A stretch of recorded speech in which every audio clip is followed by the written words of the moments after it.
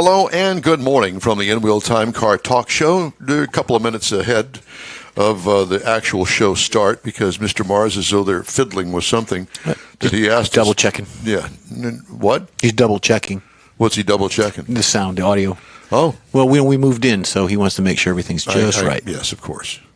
And the reason being is because last week we were on remote at the Hemi Hideout, a very successful remote broadcast for us.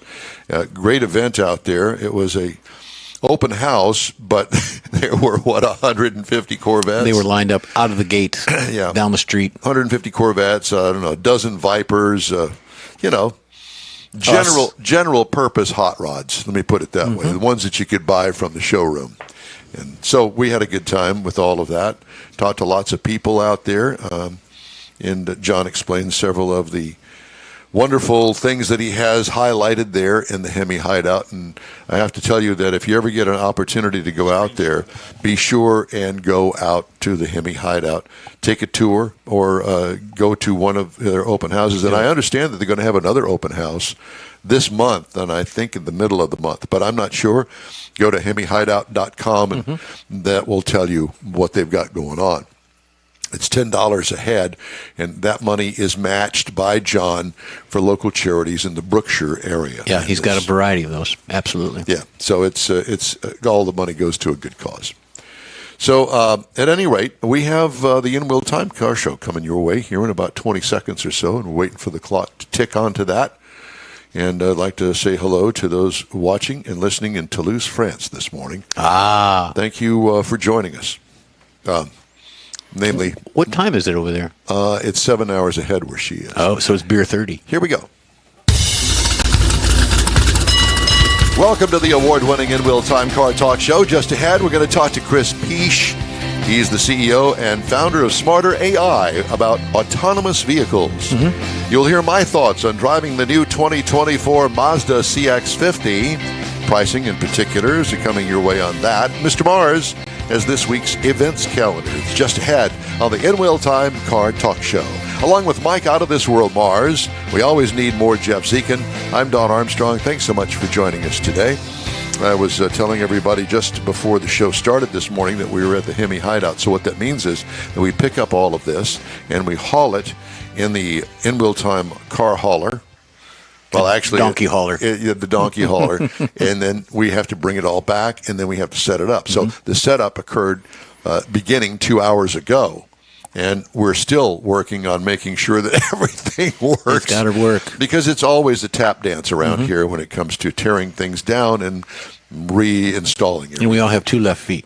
We do that. So is Chris ready? Yeah, I think so. I think we're golden. Bars, are you with us? He is. He's still double checking. No, he's not. And Chris is in the queue. Oh, he is in the queue. All right. So, yes, Mr. Mars, you're sewing it over there, but you're not on mic. No. You button. I'm going home. No, it seems that the YouTube and Facebook has an audio issue. Our website, inwheeltime.com, that we live stream to is fine. iHeart's fine. The rest of the world's fine except for YouTube and Facebook, and we're working on that. Okay. Well, you just continue to work on that. We need to bring Chris in. I'm going back quiet. Chris, right, Chris is here. All right. Well, let's talk to Chris. Chris, good morning to you. Chris Peache, he's the CEO and founder of Smarter AI. We're going to talk today about autonomous vehicles. And Chris, before I get to you, you are there with us, are you not? Good morning, guys. Good Thanks morning. for having me. Yeah, it's good to have you with us. Thanks so much. So I want to read the story first. This is a story you probably have already heard about. Only about 14% of companies specializing in autonomous driving, connectivity, electrification, and shared mobility appear to be meaningfully using applied artificial intelligence, according to a McKinsey report. You heard about this? Yes, I heard about that, guys. Okay. Roughly 470 of the 3,500 companies McKinsey examined are working on products related to applied AI or enabled by them. We have the tree guy. Give you something else to do, Mike. Yeah, thank you. You ask the dog to shut the door, please. Applied AI uses data to learn patterns and make predictions that can be used to solve real-world problems. in contrast to generative AI, which creates new content. For example, with applied AI, developers may use algorithms to find weaknesses in virtual worlds utilized for autonomous vehicle training. And I'll get you to comment on that, Chris, so you can give us an explanation of how that all works. Companies that are using applied AI at the center of their businesses are employing it in engineering and research and development. And additionally, they're using it in manufacturing, marketing, and sales and aftermarket services, such as infotainment preferences. Firms are also using applied AI to examine environmental, social, and governance risks in potential suppliers. Can you drill that down for us that aren't used to all of that wordage? Yeah, I hope you can. Exactly. Sure. So the most common form of AI is machine learning. And this is the kind of AI which is used in autonomous transportation, self-driving cars. And essentially the way it works is it's a set of algorithms for examining data and then, based on that data set, being able to make predictions when the system encounters new data. For instance, we're driving down the road and there is a person crossing the road, a human being crossing the road. This system has to understand that that's a person crossing the road and to slow down. Is that what you're saying? Has to understand it's a person, has to be able to estimate the distance, has to be able to estimate what we call time to collision, and perhaps based on the direction and speed of the person, make a decision to either stop or slow down or change course or some combination of those three things. It has to apply the brakes, clearly, or turn the steering wheel. Steering wheel, brakes, maybe both, yes. Well, it's just an object, not necessarily a person, but just an object. Well, I used that person as an example. It could be anything. Yeah, so it has to take all of that. Then you have to say, okay, I want you to see all of this. We're going to take that information and we're going to apply it to the car. So all of that really has to be written by either a human being or through artificial intelligence itself. Which one is it? So in the early days of autonomous transportation, all of those algorithms were written by people. Yep. Today, the way Tesla's system works and the way most of the systems work is they use machine learning. And so what machine learning is people writing algorithms to study what we call training data. So imagine thousands, hundreds of thousands, millions of images taken from vehicle cameras of people in crosswalks. And these algorithms study those images, and based on the patterns in those images, they learn to recognize people when they encounter new images. Interesting. Is it people or is it just a moving object that it looks at? Or both? Machine learning can be trained to identify any kind of object.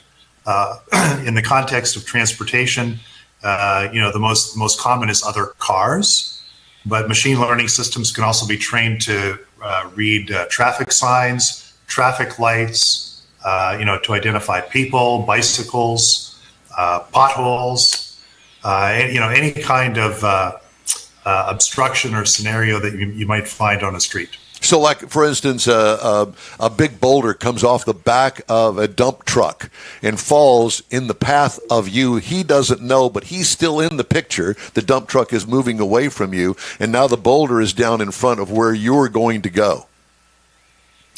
Yeah, so the machine learning system should identify, I don't know if it'll know that that's a boulder, but it should identify some sort of obstruction or some sort of object. Yeah. Well, the vehicles have the capability of looking down over the vehicle when they park, and you have all the sensors and the cameras around it, plus the one down looking at the top of the vehicle. Is that part of that program as well? Can you look vertically, I guess, instead of horizontally? Can you look down on things? Like coming up to an intersection, does it look down on it for potential? Yeah, so the machine learning algorithms can be trained to use any number of inputs, and the number of inputs in the context of a car, that's up to the vehicle manufacturer. Typically, you'll find, I think, between 10 and 20 cameras installed in a self-driving vehicle. So there'll be cameras, lower down, higher up, left, right, that sort of thing. But the idea is, in totality, to give the machine learning a 360-degree picture of what's happening around the vehicle. So, Chris, I kind of led into this because I want to talk to you specifically about this California State Assembly passing this a bill that would prohibit autonomous trucks from operating on the state's roads without a human driver present. And that kind of goes against what we are hearing here in the state of Texas, that it's becoming more commonplace. I don't recognize an autonomous 18-wheeler going down the freeway, but I understand that there are certain routes that these autonomous vehicles are moving down the freeway, say. And so why is it that California has passed this bill that says nay, nay, without a driver? That's a good question. All the data, if you compare the safety of an autonomous vehicle with the safety of a human-driven vehicle, all the data supports overwhelmingly that even in their current state, autonomous vehicles are much less likely to be involved in collisions than human-driven vehicles, and autonomous vehicles are even more or less likely to be involved in a fatal collision than a vehicle driven by a human. So what's happened here, I think, is the fact that this cruise vehicle that apparently drug a human being down the street a few hundred feet, or however it was out there in California, has really wreaked havoc on it. Because let's face it, I mean, Cruise, the General Motors-backed autonomous vehicle service, is pretty much out of business today, anyway. Yeah, so I think it's really more of as you pointed out, it's more of a sociology issue than a technology issue. The best data that we know of suggests that autonomous vehicles are approximately 10 times more safe than human-driven vehicles, where the definition of safe is the likelihood of being involved in a collision. So, on that basis, you would think we'd want to be encouraging more, not less, of these vehicles on the road. Well, doesn't that... Particularly... Sorry, go ahead. I was going to say, doesn't it average out? There's more vehicles that are not autonomous on the road than the autonomous vehicles, so the percentages would weigh in their favor to begin with because they have a smaller percentage of vehicles on the road. So I didn't mean in terms of the total number of collisions. But okay. A human-driven vehicle is involved in about one collision every 500,000 miles. An autonomous vehicle is in one collision approximately every 5 or 6 million miles. So on a per mile basis, they're approximately 10 times more safe. Okay. All right, so now let's get into what Smarter AI does. Okay, we make computer vision systems and AI cameras for vehicles, for the transportation industry. And we're involved in both OEM systems and aftermarket systems. So, in other words, OEM system, we're involved working with vehicle manufacturers on camera systems and AI or computer vision systems for driving those vehicles, and we're also involved in dash cams and other kinds of aftermarket cameras that can be installed in legacy vehicles. And I want to put it into perspective because you really run the gamut of who you are involved with. I noticed that you've created services here for AT&T TV, BBM Video, Poly Video, Stunt Turn Ice, also been awarded Best of Internet World, Canada's top young leader, and top 40 under 40. That's all you, buddy. You're I don't know if I should say you're bringing back some good memories or making me feel old. But yeah, Where are you located? Are you in Canada? Well, I'm originally from Canada. Right now, I'm dialing in from Dubai. So Smarter AI has 4 or 5 offices in different parts of the world. Our headquarters is not too far from you, gentlemen. It's in Las Vegas, Nevada. But today I'm in our Dubai office. So did you happen to do anything for the Formula One race that was last week? Yes, I happen to call my friends that don't run AI companies that have enough time to attend these things. They held up their speakerphone in the paddock, and I got to hear some of the sounds. Very good, very good. All right, so let's talk for a minute here while we can, and we have the time, and we have the AI connection, if you're, for lack of a better term, this morning. Where are we today in AI here in the United States and globally? Is the United States behind all of what's going on, or are we kind of keeping up with the rest of the world? No, the United States is leading the world, both in general terms in AI and also as it relates to transportation.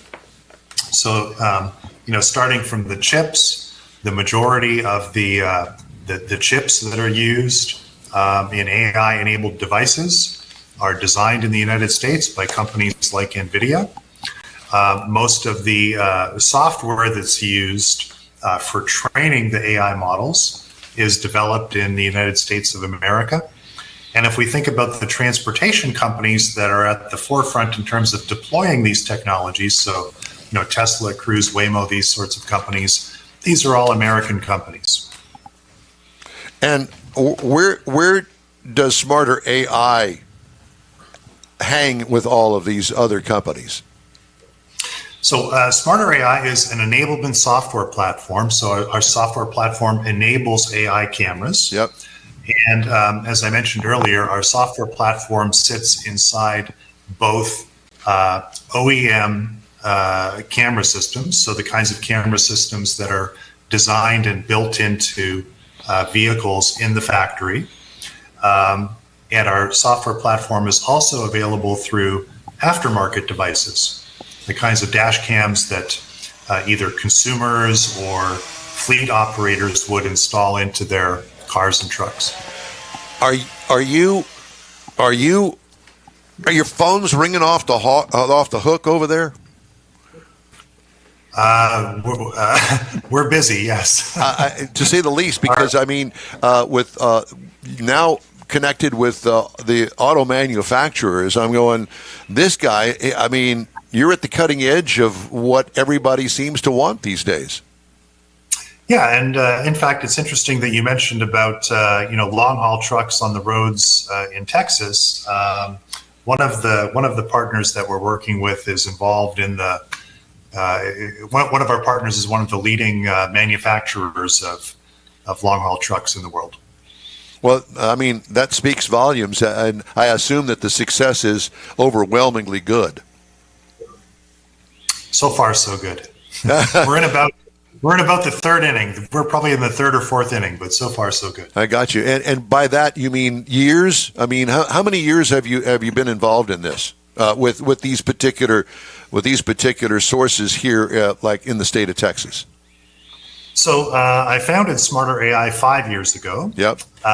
We started making vehicle cameras about 2.5 years ago, and we've been working in both the fleet and the trucking businesses for about the last 2 years. Can I buy Smarter AI cameras and systems and retrofit it to my car?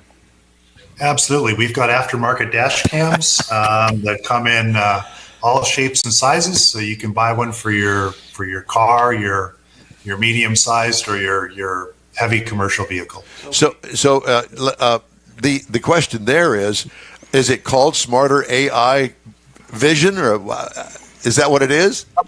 Company's called Smarter AI. The website is smarterai.camera.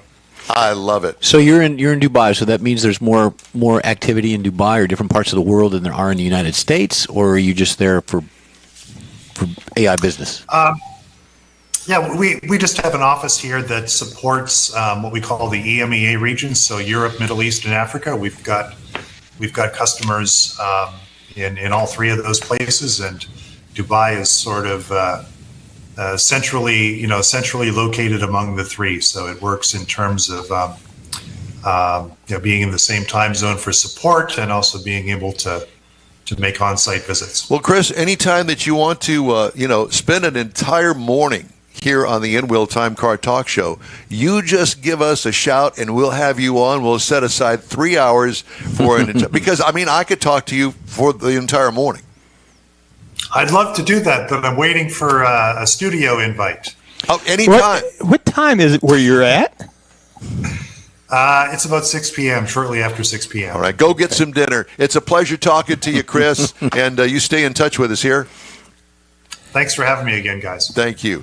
Chris Peach is his name, and he's the CEO and founder of Smarter AI. Okay, we've got some more stuff coming up, including the events calendar and a new car review, right after a quick break here on the In-Wheel Time Car Talk Show.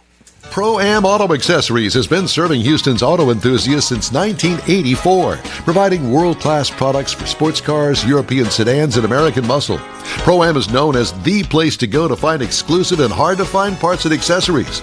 Pro-Am is one of the very first distributors in the USA for brands such as Recaro, Redline, Momo, Corbo, and Simpson. Located in the heart of Houston's premier retail and service corridor, the Galleria area, Pro-Am's walk-in storefront includes an 8,000-square-foot warehouse, showroom, and installation bays.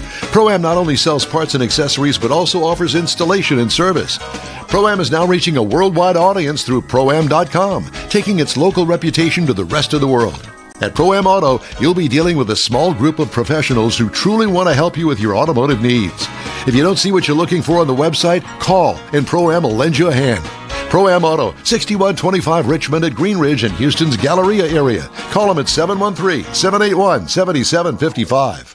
Want to feel good about something special you did for someone special?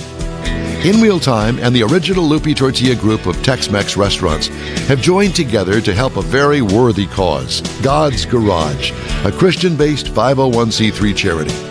We know there are lots of places and organizations out there where you can donate a car, truck, or SUV, but we're asking you, our car enthusiast family, to consider donating to God's Garage. Visit godsgarage.org and learn about its mission, the women that have been helped, how each one is screened, and about their Restore You program. A car donation is an easy way to make a difference in the lives of others. God's Garage needs good operating vehicles, but will take all types in working and non-working condition. Make your heart and soul feel good by donating your gently used vehicle and help support single mothers, widows, and wives of deployed military at godsgarage.org. Mecum Auctions, the world's largest collector car auction company, returns to Houston, Texas, April 4th through the 6th at NRG Center, featuring 1,000 muscle cars, Corvettes, trucks, customs, and more. Broadcast on Motor Trend TV and streaming live on Max. From avid collectors to those new to the Mecum experience, we welcome everyone. Register to bid now at Mecum.com. Welcome back to the In-Wheel Time Car Talk Show on this Saturday morning. We are live from the Sugar Shack Studios in Houston, Texas, USA. Time now for this week's events calendar. Mr. Mars has that. It's the springtime. Things are starting to heat up, come March. Coming up on March the 16th, just a couple of weeks away, the Chevy Corvette Expo down at the Galveston Convention Center. 135 cars, plus In-Wheel Time will be there, sponsored by Mecum Auctions, and there's a rumor that there's going to be around some tickets out there to hand out. Do we get a Corvette? Ooh. That'd be nice. That'd be nice. Then we're going to have on 4 and 6 the annual Atascocita High School High Auto Show. Excuse me. I was thinking, there's a lot of high school stuff going on, and we really want to promote them. Atascocita High. Atascocita High Auto Show, free to the public, food, music, vendors, truck, and car show with awards. Because they're not allowed to get high. No, check this out. Now, you want more information? Go to AHSMCJROTCBOOSTER.org. That's ROTC Booster. Yeah, but it's Atascocita High School something. Bars. Okay. Anyway, Nobody's going to So remember going that. on to 4 and 13, Cars and Coffee Car Show at Tompkins High School up in Katy. Go out to Facebook. You can find more information there. 4 and 13 is the annual Houston Art Car Parade. Oh, cool. I've never been there, but I like watching it on TV. 4 and 25 starts the Hot Rod Tour of Texas in April the Victoria. 25th, not 425. 4 April 25th. Yeah. Okay. Wasn't there something about 420. What? Keep going. April the 25th to the 28th, starting in Victoria on that Thursday. Big Hot Rod Tour of Texas, Victoria to Seguin to New Braunfels with a night at the drive-in, and then on up to Fredericksburg. April the 28th, Tomball Lions Club 30th Annual Car Show at the Tomball High School. We've got to support these high schools and their auto clubs. May the 4th, Keels and Wheels down at the Lakewood Country Club, classics and retro rods on the grounds and boats in the water. And then June the 7th and 9th is the Lone Star Street Rod Association State Run. All right, thank you, sir. Time now for this hour's car review. I had a chance to drive the 2024 Mazda CX-50. You're going to, wait a minute, CX-5, CX-50. Well, they're still making the CX-5, but that's going to be phased out, and it's going to be CX-50. You know, they've got to change the names and the numbers and confuse everybody that, yeah. even more Give than we something to already do, are. yeah. Available trim levels on the CX-50 include Select, Preferred, Premium, Premium Plus, Turbo, Turbo Median, Turbo Premium, Turbo Premium Plus. There's a lot. I had the 2.5 Turbo Premium Plus. Well, the deal is with these things, they package what would be options together, and so they just name these option packages something.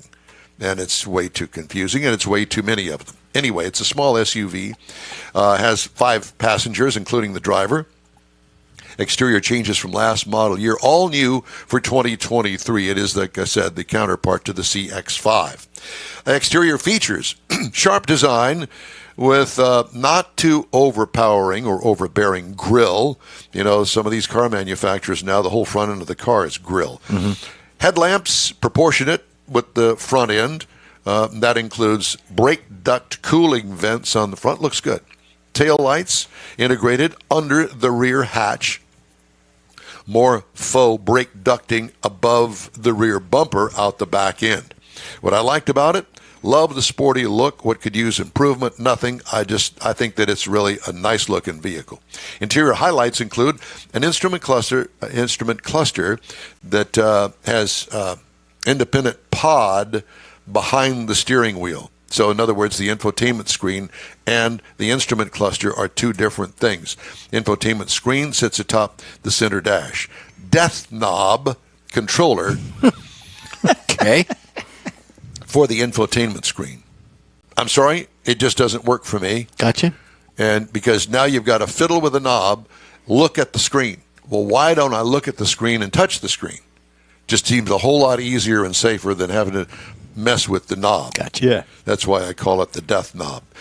Cargo trunk room, small but adequate for this size vehicle. What I liked about it, the upper trims have contrasting surfaces, and it looks really good. But could use improvement.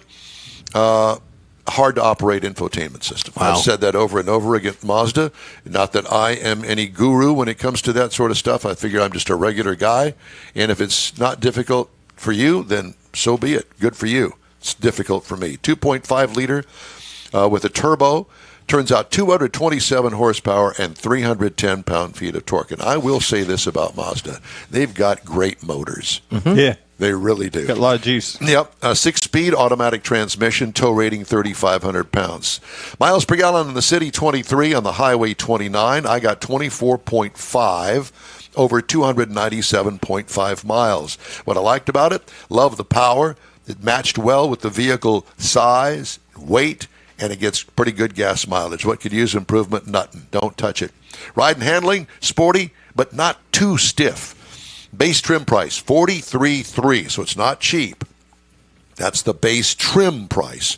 Price is tested $45,125, but you can get into the CX-50 at $30,000. Competitors: Honda CR-V $29,500, Hyundai Tucson $27,500, and the Kia Sportage for $27,090. That's my review of the 2024 Mazda CX-50. Hey, if you'd like to get in touch with us, shoot us an email. The address here is info@inwheeltime.com. We're back right after this quick break. The original group of Lupi Tortilla restaurants will have you telling your family and friends just what the original recipes mean when it comes to the best fajitas in Southeast Texas. Founder Stan Holt invites you to visit the original Lupi Tortilla near I-10 and Highway 6. Here's the original house that inspired the design of all the rest and the original charm that helped make Lupi Tortilla the go-to destination for Houston Tex-Mex. Speaking of original, nothing can compete with the original lime pepper marinade that everyone will agree makes Lupi Tortilla award-winning beef fajitas the best anywhere. Lupi Tortilla Katy is another location that gives you the same quality and service Houstonians have come to expect at Lupi's. It's located just off I-10 and the Grand Parkway at Kingsland Boulevard in Katy. Find yourself in Aggie Land? Head to the Lupi Tortilla in College Station, located just around the corner from Kyle Field. It's a great place to enjoy those famous frozen margaritas before or after the game. Headed east to Louisiana? Stop in at the Lupi Tortilla in Beaumont. It too's on I-10. You can't miss it. The original group of Lupi Tortilla restaurants invites you in for the best Tex-Mex anywhere. You own a car you love. Well, why not let Gulf Coast Auto Shield protect it? Houstonian John Gray invites you to his state-of-the-art facility to introduce you to his specialist team of auto enthusiasts. We promise you'll be impressed. Whether you're looking to massage your original paint to a like-new appearance, apply a ceramic coating, install a paint protection film, nano-ceramic window tint, or new windshield protection called ExoShield, Gulf Coast Auto Shield is where Houston's car people go. Curbed your wheels? Instead of buying new, why not have them repaired? How about a professionally installed radar detector? Gulf Coast Auto Shield does that too. Get a peek inside the shop and look at the services offered by getting online and heading to gcautoshield.com. Better yet, stop by their facility at 11275 South Sam Houston Tollway, just south of the Southwest Freeway, and get a personal tour. Gulf Coast Auto Shield is your place to go for all things exterior. Call them today, 832-930-5655 or gcautoshield.com. Discover automotive history at the 46th Annual Corvette Chevy Expo in Galveston, March 16th and 17th. See over 135 show cars from vintage to modern. Shop the diverse vendors, swap meet, and experience the craft show as you join in the celebration of car culture. Visit CorvetteChevyExpo.com for discount tickets. The In Wheel Time Car Talk Show will be there too, sponsored by the world-famous Mecum Auction in Houston, April 4th through the 6th. Be sure to stop by and say hello Saturday, 10 to 1, March 16th at the Corvette Chevy Expo in Galveston.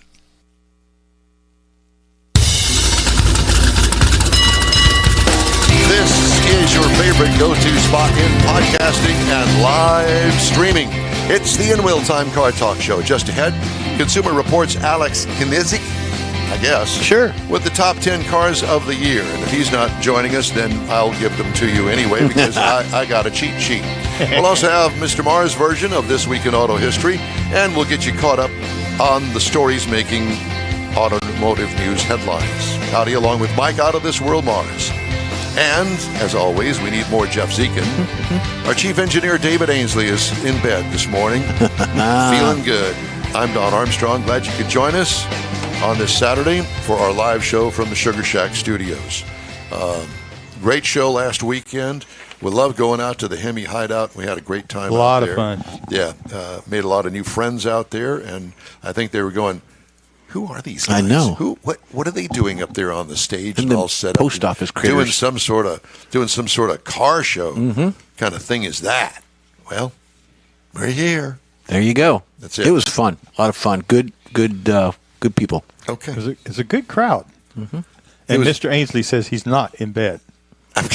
Okay. He's still at the club. He's still, that's it. He ain't got Which home club yet. is that? Yeah. That's it. You go, David. Yeah, the club is closed, but he's still there. He's trying. They locked him in. He can't get out. He's got to wait till 4 to get out. So, Consumer Reports 2024 annual 10 top picks cars list includes a bevy of partially and fully electrified vehicles. I'm going to read this, and then we'll go through them. Ready? Electrified vehicles becoming increasingly more desirable not that they're selling, but more desirable than their gasoline-only counterparts, Consumer Reports has found. The nonprofit research, testing, and advocacy organization selected multiple hybrid, plug-in hybrid, or PHEV, and fully electric vehicles to its annual top 10 picks list that spotlights the best cars, SUVs, and trucks for 2024. The vehicles chosen are among the highest scoring in Consumer Reports' comprehensive ratings. They come standard with key safety features and receive high marks for reliability and satisfaction from owners in Consumer Reports member surveys. And believe me, from what we have gathered by working with Consumer Reports over the years now, that they don't cheat it. If people don't like it, by golly, they'll tell you they don't like it. So there's that. And I won't bog all this down. But so they've kind of divided things up. So this is the 2024 top picks by category. Okay. Mr. Mars, Sir. Are Yes, sir. you driving a Subaru? Yes, I am. Are you driving the Crosstrek? No, What are you driving? I'm trying to remember. Never mind. I just got it yesterday. Okay, Subaru Crosstrek is the subcompact SUV that Consumer Reports likes. The compact SUV is the Subaru Forester. The midsize car, Toyota Camry Hybrid. Electric vehicle, Tesla Model Y. And the luxury SUV is the BMW X5 and the X5 PHEV. That's surprising to me, isn't it to you? Because, I think that the deal with BMWs, well, at least it used to be. I can't speak to it today because we don't have the figures in yet, but it was break my wallet. That's what BMW stood for. And lots of recalls and that sort of stuff. But based on what we have read here in the past, 6-9 months or so, you don't see as many recalls for BMW as you do Mercedes-Benz. And they are real head-to-head competitors, Yep, they I are. think. Hybrid PHEV car, Toyota Prius and the Prius Prime. And does that surprise anybody? Well, Prius was voted car of the year. Prius has always been there, and people have made fun of Prius owners, And they still do. drivers, and they still do. You're right, but they've reinvented, if you will, the car. It's a new version. I think they came out with this one a couple of years ago. It's a little bigger. It's bigger. It looks better, and it doesn't look. That was so a big thing. Restyling nerdy. it Yeah. really helped it a lot. Yeah, nerdy. Small car, the Mazda 3. It starts at $24,170 and goes to $36,650. That's even gotten larger. The Mazda 3. It's just like everything else. They have a model and it sells well, so let's make it bigger. Mm-hmm. I still don't understand that. Laura Thank had you. one. Yeah. Ford Maverick Hybrid is the small pickup of the year. I liked it. They call it a small pickup. We really, amongst ourselves, we call it a mid-size pickup. Yeah, like a Colorado size. Yeah, and Mars, have you had the Colorado? Yes. Yeah, last I year. really, really liked the Colorado. And going head-to-head with the Ford Maverick, I think that I would prefer the Colorado, at least the one that I had. You had a four-wheel drive one, didn't you? Because of the interior in particular. Thank you. Would you mind? As I mentioned at the beginning of the show, they're trimming the trees next door. And so the Suze, our dog, the in-wheel time dog, she does not, house dog, she does not like when the door is closed. No, because you can't see you. Because you can't see us. So she bumps open the door and leaves it open to all the sounds. Walks back out and doesn't close it. Doesn't close it. The chainsaws. Don't let that door hit you. All right, so midsize SUV. This is from Consumer Reports. 2024 top picks by category. Mike just saw a squirrel, so he's going to be tied up It's a gonna minute. be- yeah, thank you. Midsize SUV, Toyota Highlander Hybrid, which has grown tremendously over the different models. that Another they've made. huge one. Yeah. Toyota RAV4 Prime plug-in hybrid SUV. So take that for what you A lot of Toyotas on there. Yeah, there are. That's a good brand. I don't know as if I really want to get into all of this stuff about, will a PHEV save you money? I'm currently driving a hybrid, but it's a non-plug-in hybrid. And for me personally, I like it. This one here is getting 40 miles to the gallon. I don't want to spoil it as to what I'm driving because we're going to have a review of it here soon. It's a good size. It's not. It reminds me of the size of my car. A little smaller. It's a little smaller. It's a small SUV, and it's still not cheap. Mm-hmm. There's nothing that's cheap anymore. No. What happened to that, Mars? It's all your fault. Well, I've always wondered about, you mentioned the plug-in hybrid versus a regular hybrid. I don't know that. I don't understand the value proposition of a plug-in hybrid versus Well, I a don't hybrid. either, and the reason being is because it really doesn't give you that much more when it comes to, working only as an electric. Okay, I'm going to get 20 miles on electric. What? It's not worth it. Why would you spend a $10,000 more for a plug-in hybrid that's only going to take you 20 miles or so? Well, that's what I'm saying. The value proposition of it doesn't make sense to me. I mean, get the hybrid, I understand. I do too. Depending on which one and the value, how much it costs as to how that works out. But at least there's a mix there that makes sense, because otherwise you got to spend $1,500 to $2,000 to put a plug in at your house to plug the hybrid in overnight, because the 110 connection that you've got's not going to get the job It's going done. to take you an entire week. Yeah. Plug it in for the week. Pretty much. So you've already got the cost of the plug-in hybrid, and then you got the cost of the plug-in. Yeah, I don't know. I haven't worked it out in my mind yet. So, brand report card. The best and worst brands, we Consumer Reports, rank 34 brands based on the overall scores of their models, which include road tests, reliability, satisfaction, and safety. All right? This is kind of a surprise. Are you sitting down? Are you going from like 10 to 1? Well, yeah, let's just do 10 to 1. I don't even know where the 10 is. 2, 4, 6, 8, 10. Okay, at number 10, with a 76 score, is the Hyundai brand. Going up the ladder, number 9 is the Toyota, 77. Tied with Mazda and Kia. They all rank right there together at 77. Then the Mini at 78. Wow. And Lexus is at 78, and Honda is at 78. So they're all tied for 78. Yeah. And then up underneath the big ones are Porsche and Subaru. So Porsche's 3, Subaru's 2, and BMW is number 1 in the brand report card. Wow. Stephen Ruse sent a little note in that BMW is rated 15th, had 184 problems for 100 units in 2023. Well, So Under but what category, though? But let's Well, not this is forget just- that this is the scores of the models, which include road tests, reliability, satisfaction, and safety.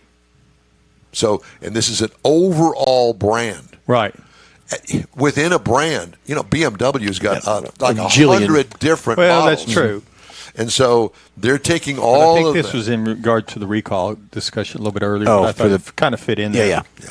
So at any rate, I just thought that was interesting. I'm sorry that Mr. Knizik, Alex Knizik, didn't join us today. It's Yeah. okay. But it's his loss. Yeah.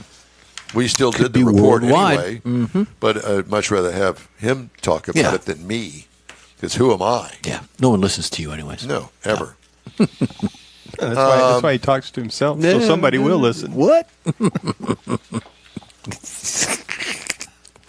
Hey, There's that.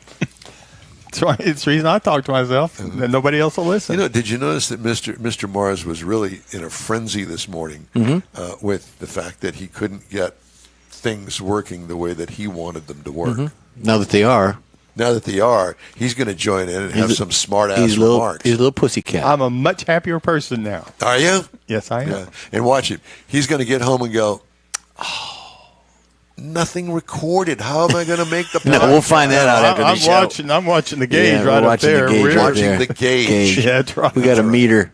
We got a meter reader. Yeah. So the Suze is down there. You can see her walking if you're watching There you the go. broadcast. She's walking down in front of the She's sign. helping. Always helping open the door and leaving it open and not closing it behind her. Come here, baby. I know. She's had a little ear infection, so Oh, no. we've been working on that. And she's smelling and looking a lot better. Just saying. Did you want to say something? No, I got a Phil story if we need it, Why but not- we're we going. don't We're coming call up on another. Well, we don't call them Phil. I called it a Phil. I called it Bob earlier, but it's Phil. Okay, Phil. Oh, you want to do it? PHIL. Okay, No, yeah, do it. This is about Corvettes. Last week Corvette, a couple weeks more Corvettes. Well, wait a minute. You can't just say it that way. It's a So story. last week there was a cruise in to Right. the Hemi hideout that involved many Corvette clubs, Mm-hmm. and they managed to bring in 150 Corvettes. No, More the than that. final count was 170 Corvettes. Plus the 170. Viper people. And then we added on another dozen for the Viper folks. Yep, yep. And so I didn't see any of it, but I was impressed. Well, he had the big door open. You can see them kind of going through in the line, Well, but they you were lined good, up because outside. I was busy and you weren't. Well, Well, we tried to put some video out there, but we had a little bit of technical issue that far out, but we got it fixed. Next time we can do it. okay. God, good, Marcus. good. Next time. And then, of That course, wasn't- Galveston's That coming wasn't up. this time. That was next time we're going to get it right. Yeah. That's right. Okay.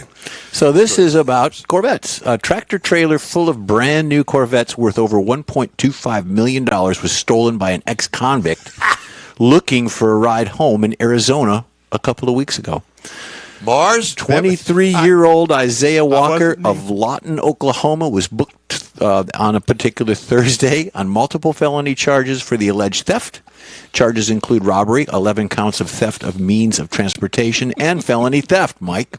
Wasn't he just getting out of jail? The No, you truck knew was- him. He's from Oklahoma. The Well, truck was he's parked close. at a Wilcox Love's truck stop in Wilcox, Arizona, when Walker began to strike up a conversation with the truck driver. When the driver attempted to climb in the cab, Walker grabbed the driver, threw him to the ground, probably punched him in the nose or something, and at that point, Walker got in the truck, locked the doors, and drove off with the cars. That's what the police were telling us. I'm going to check my Facebook and see where my family is. Deputy from the Cochise County Sheriff's Department caught up with the stolen truck, attempted to pull it over. However, Walker was not willing to give up his score. He began to swerve, force cars off the road. However, eventually the truck turned down a road and stopped. Walker was taken into custody, and he was questioned at the scene.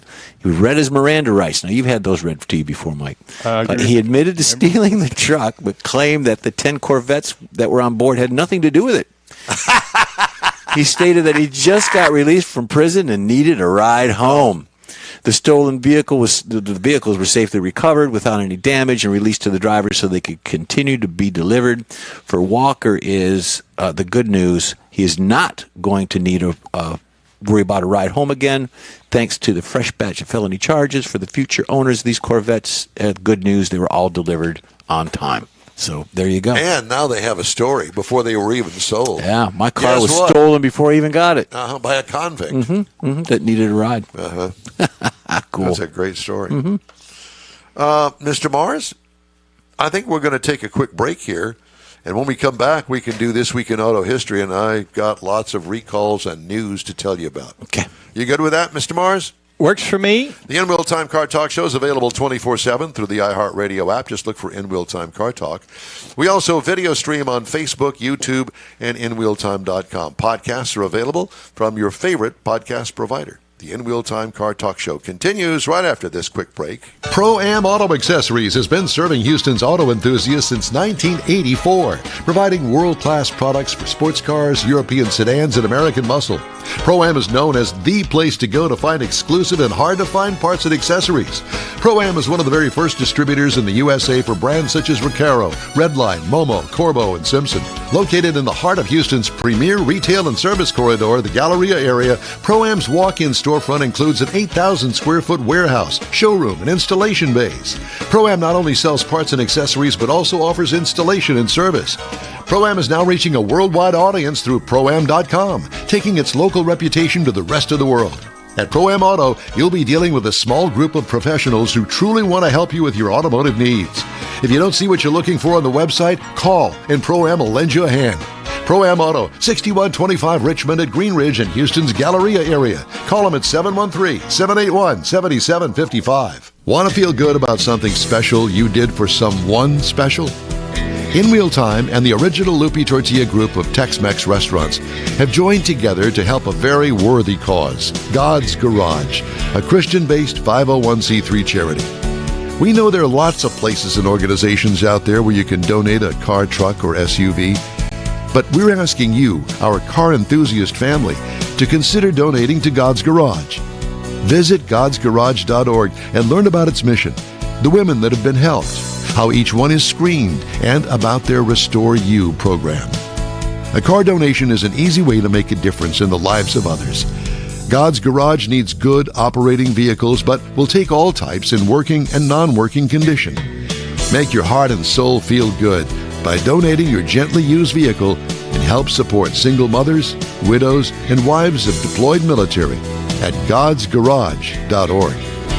Mecum Auctions, the world's largest collector car auction company, returns to Houston, Texas, April 4th through the 6th at NRG Center, featuring 1,000 muscle cars, Corvettes, trucks, customs, and more. Broadcast on Motor Trend TV and streaming live on Max. From avid collectors to those new to the Mecum experience, we welcome everyone. Register to bid now at mecum.com. Welcome back to the In Wheel Time Car Talk Show. Sorry, that was me. It was you. It was. Very noisy. Yeah. All right, Mr. Mars has This Week in Auto History. Well, we're going to load that baby up. Yes, he does. Are you ready, Mars? Yes, sir. What were you doing Absolutely over there? I was over here. I was communicating with Miss Nancy. All right. There you That's go, our Jeffrey. next guest. All right, This Week in Auto History. French inventor Nicolas Cano. Yeah. Born. Cano? Cano. He's Canoe. French. He's Is French. it Canoe? And I- Cano? And I can't get my French accent going. It always varies to Spanish. But anyway, he was born in No, it goes Born over, in 1775. It goes over to Southeast Texas, that accent. and he receives credit as the creator of the first self-propelled land-based vehicle in 1770. I think I jumped the ahead. car, which is on display in a museum in France, still on there. And it's also noted that when he did the second version of this, the second generation, he built the first one, then he decided to make it better. That vehicle is credited with being the first recorded car crash when it hit a wall. Also, Steering wasn't his forte. no. He needed AI. Also, in 1899, Edward Sewell, 31, a Daimler salesman, while descending Grove Hill in this, and one wheel of the vehicle collapsed, causing him to lose control. Both the driver and passenger were thrown That's awesome. out of the audio, and he died. So he is credited with being the first recorded death in an automobile It's accident. called a fatality. A fatality. Well, that's not what they called it back then in 1899. In 1919, the U.S. state of Oregon made the first history by becoming the first state to implement a fuel tax to fund road construction. Politicians being what they are, they decided then, well, they might as well put a tax on the fuel. That's what they did. And now the other states followed, and then the federal government followed, and that's where we are today. Thank you, Oregon. In 1922, That's the originally- home of Portland. Yes. What a mess that is. And you can tell. Originally founded in 1922 as the Swallow Sidecar Company, the company evolved to become Jaguar in 1945, and in 1990, Ford gained ownership of that luxury brand. Wait just a minute. Did you say Swallow? Yes, I did. Like a bird. Swallow Sidecar Company. Ford gained ownership of the luxury brand until it sold it in 2008 at a considerable loss to Tata Motors of India.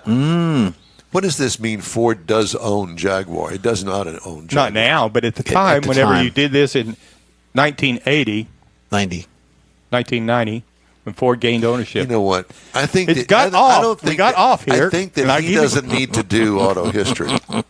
Yes, he does. I had the script, and I had it right. Yeah, and Jeff had it wrong because he pressed the wrong button. I did. I went He too got- fast. He got ahead of me. That's- That's what I'm it sorry. is. I And I was apologize trying for not that. to watch him because I couldn't It watch him won't and happen. watch Why me. don't you two guys get this all straightened out? Yeah, this is a little bit It's different. We did it the way you said was our problem. Well, Okay, let's fix that. So it's Mecum fix it. in the first row, Gotcha. and then Corvette Show in the second row.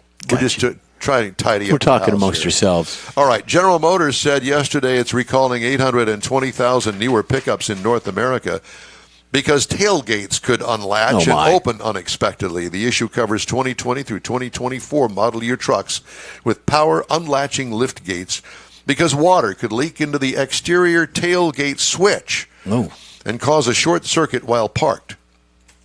Recall covers 2020 to 2023 Chevy Silverado and GMC Sierra trucks and 2020 to 2024 heavy-duty versions of the same pickup trucks with power unlatching tailgates. It's a mess. Dealers will replace the exterior touchpad switch assemblies, but until replacement parts are available, vehicles in inventory at dealerships and owners may have the part disabled. GM said the replacement, I don't know how you would open it if the thing is disabled. I guess you wouldn't. Replacement parts use a new material that improves resistance to water intrusion. And General Motors is recalling 56,000 mid-size pickups in the U.S. over an issue that could cause the automatic emergency braking system to activate unexpectedly. God. Recall covers 2023 Chevy Colorado, GMC Canyon vehicles. Globally, 61,000 are affected. Front camera module on those vehicles might falsely detect an obstacle, triggering the automatic emergency braking system to engage and causing the vehicle to abruptly stop or slow. Martha, I didn't touch that brake. I swear I didn't do it. Martha. Martha. Tickles me. Dealers will replace the upper control arm pinch bolts free of charge in impacted vehicles. Did I read that story? Let me see. Did I read that story? What are pinch bolts? Pinch bolts. I think that's a different story. Anyway, the 2021 to 2023 Grand Cherokee vehicles, they're being recalled as well. A bunch of them. So it has a steering issue. They're recalling the 2021 to 23 Grand Cherokee vehicles. So what you do on these recalls, go to safercar.gov, put in your VIN number, which you can find on your insurance card that you would pull out and show the police officer when he says, license and insurance, please. Yeah. You type that VIN number in there, and it'll tell you whether or not you've got a recall, an open recall on your particular vehicle. If it's a used vehicle, maybe somebody fixed it. Could be. And you're good to go. It'll still be listed, though. It would be. Yep. Here's one that I didn't know. Do you know what ICAR stands for? ICAR. Oh. The Inter-Industry Conference on Auto Collision Repair. ICAR. No, that's not what I was thinking. Has a new digital advertising campaign to lure young people to consider a career in the industry. It's estimated that 100,000 skilled collision repair technicians are currently needed. The ad campaign consists of a series of videos titled Bolt Ahead with Collision Careers. The goal of the videos, which shows various collision repair roles such as structural technicians, estimators, and electric diagnostics technicians, is to attract more young people to the field. Videos will run mostly on YouTube to start and are geared toward both students and parents. They will initially air in major markets such as Houston, L.A., San Francisco, Chicago, and Philadelphia. The cities were selected because of their urgent need for collision repair technicians and proximity to good collision repair school programs and shops. So if you know somebody that's looking for a career, they may be car-oriented, maybe not. Maybe they're into computers. Go and check it out. Which is a trade, and trades are needing people. Bad. And you want to make six figures? Get into a trade. Get into a trade. Could Absolutely. be anything from automotive to plumbing to guys out there with tree cutters. Do that. I don't know about the tree cutters, but I can't speak for that, but we can just hear saying, them right we now. We can. Well, that means they're working. They are working. And making some do-re-mi. Back in the day, they always just say, well, you don't have the grades, but we always need ditch diggers. So there you go. Well, that would be me. Yeah. Yep. And what did I do? I got into broadcasting. You bought a new shovel. Yeah. Yes. One of those pointy, skinny ones. You post-hole diggers. Well, no, that would be more like a gardening shovel. We'll do that too. Okay. Let's see. Where are we now? We'd love to hear from you. Just shoot us an email. The address here is info@InWheelTime. You can make fun of us, call us dirty names, whatever. Time now for a quick break. You're on the In Wheel Time Car Talk Show, streaming and podcasting around the planet. Look for us on your favorite provider. The original group of Lupi Tortilla restaurants will have you telling your family and friends just what the original recipes mean when it comes to the best fajitas in Southeast Texas. Founder Stan Holt invites you to visit the original Lupi Tortilla near I-10 and Highway 6. Here's the original house that inspired the design of all the rest and the original charm that helped make Lupi Tortilla the go-to destination for Houston Tex-Mex. Speaking of original, nothing can compete with the original lime pepper marinade that everyone will agree makes Lupi Tortilla award-winning beef fajitas the best anywhere. Lupi Tortilla Katy is another location that gives you the same quality and service Houstonians have come to expect at Lupi's. It's located just off I-10 and the Grand Parkway at Kingsland Boulevard in Katy. Find yourself in Aggie Land? Head to the Lupi Tortilla in College Station, located just around the corner from Kyle Field. It's a great place to enjoy those famous frozen margaritas before or after the game. Headed east to Louisiana, stop in at the Lupi Tortilla in Beaumont. It too's on I-10. You can't miss it. The original group of Lupi Tortilla restaurants invites you in for the best Tex-Mex anywhere. You own a car you love. Well, why not let Gulf Coast Auto Shield protect it? Houstonian John Gray invites you to his state-of-the-art facility to introduce you to his specialist team of auto enthusiasts. We promise you'll be impressed. Whether you're looking to massage your original paint to a like-new appearance, apply a ceramic coating, install a paint protection film, nano-ceramic window tint, or new windshield protection called ExoShield, Gulf Coast Auto Shield is where Houston's car people go. Curbed your wheels? Instead of buying new, why not have them repaired? How about a professionally installed radar detector? Gulf Coast Auto Shield does that too. Get a peek inside the shop and look at the services offered by getting online and heading to gcautoshield.com. Better yet, stop by their facility at 11275 South Sam Houston Tollway, just south of the Southwest Freeway, and get a personal tour.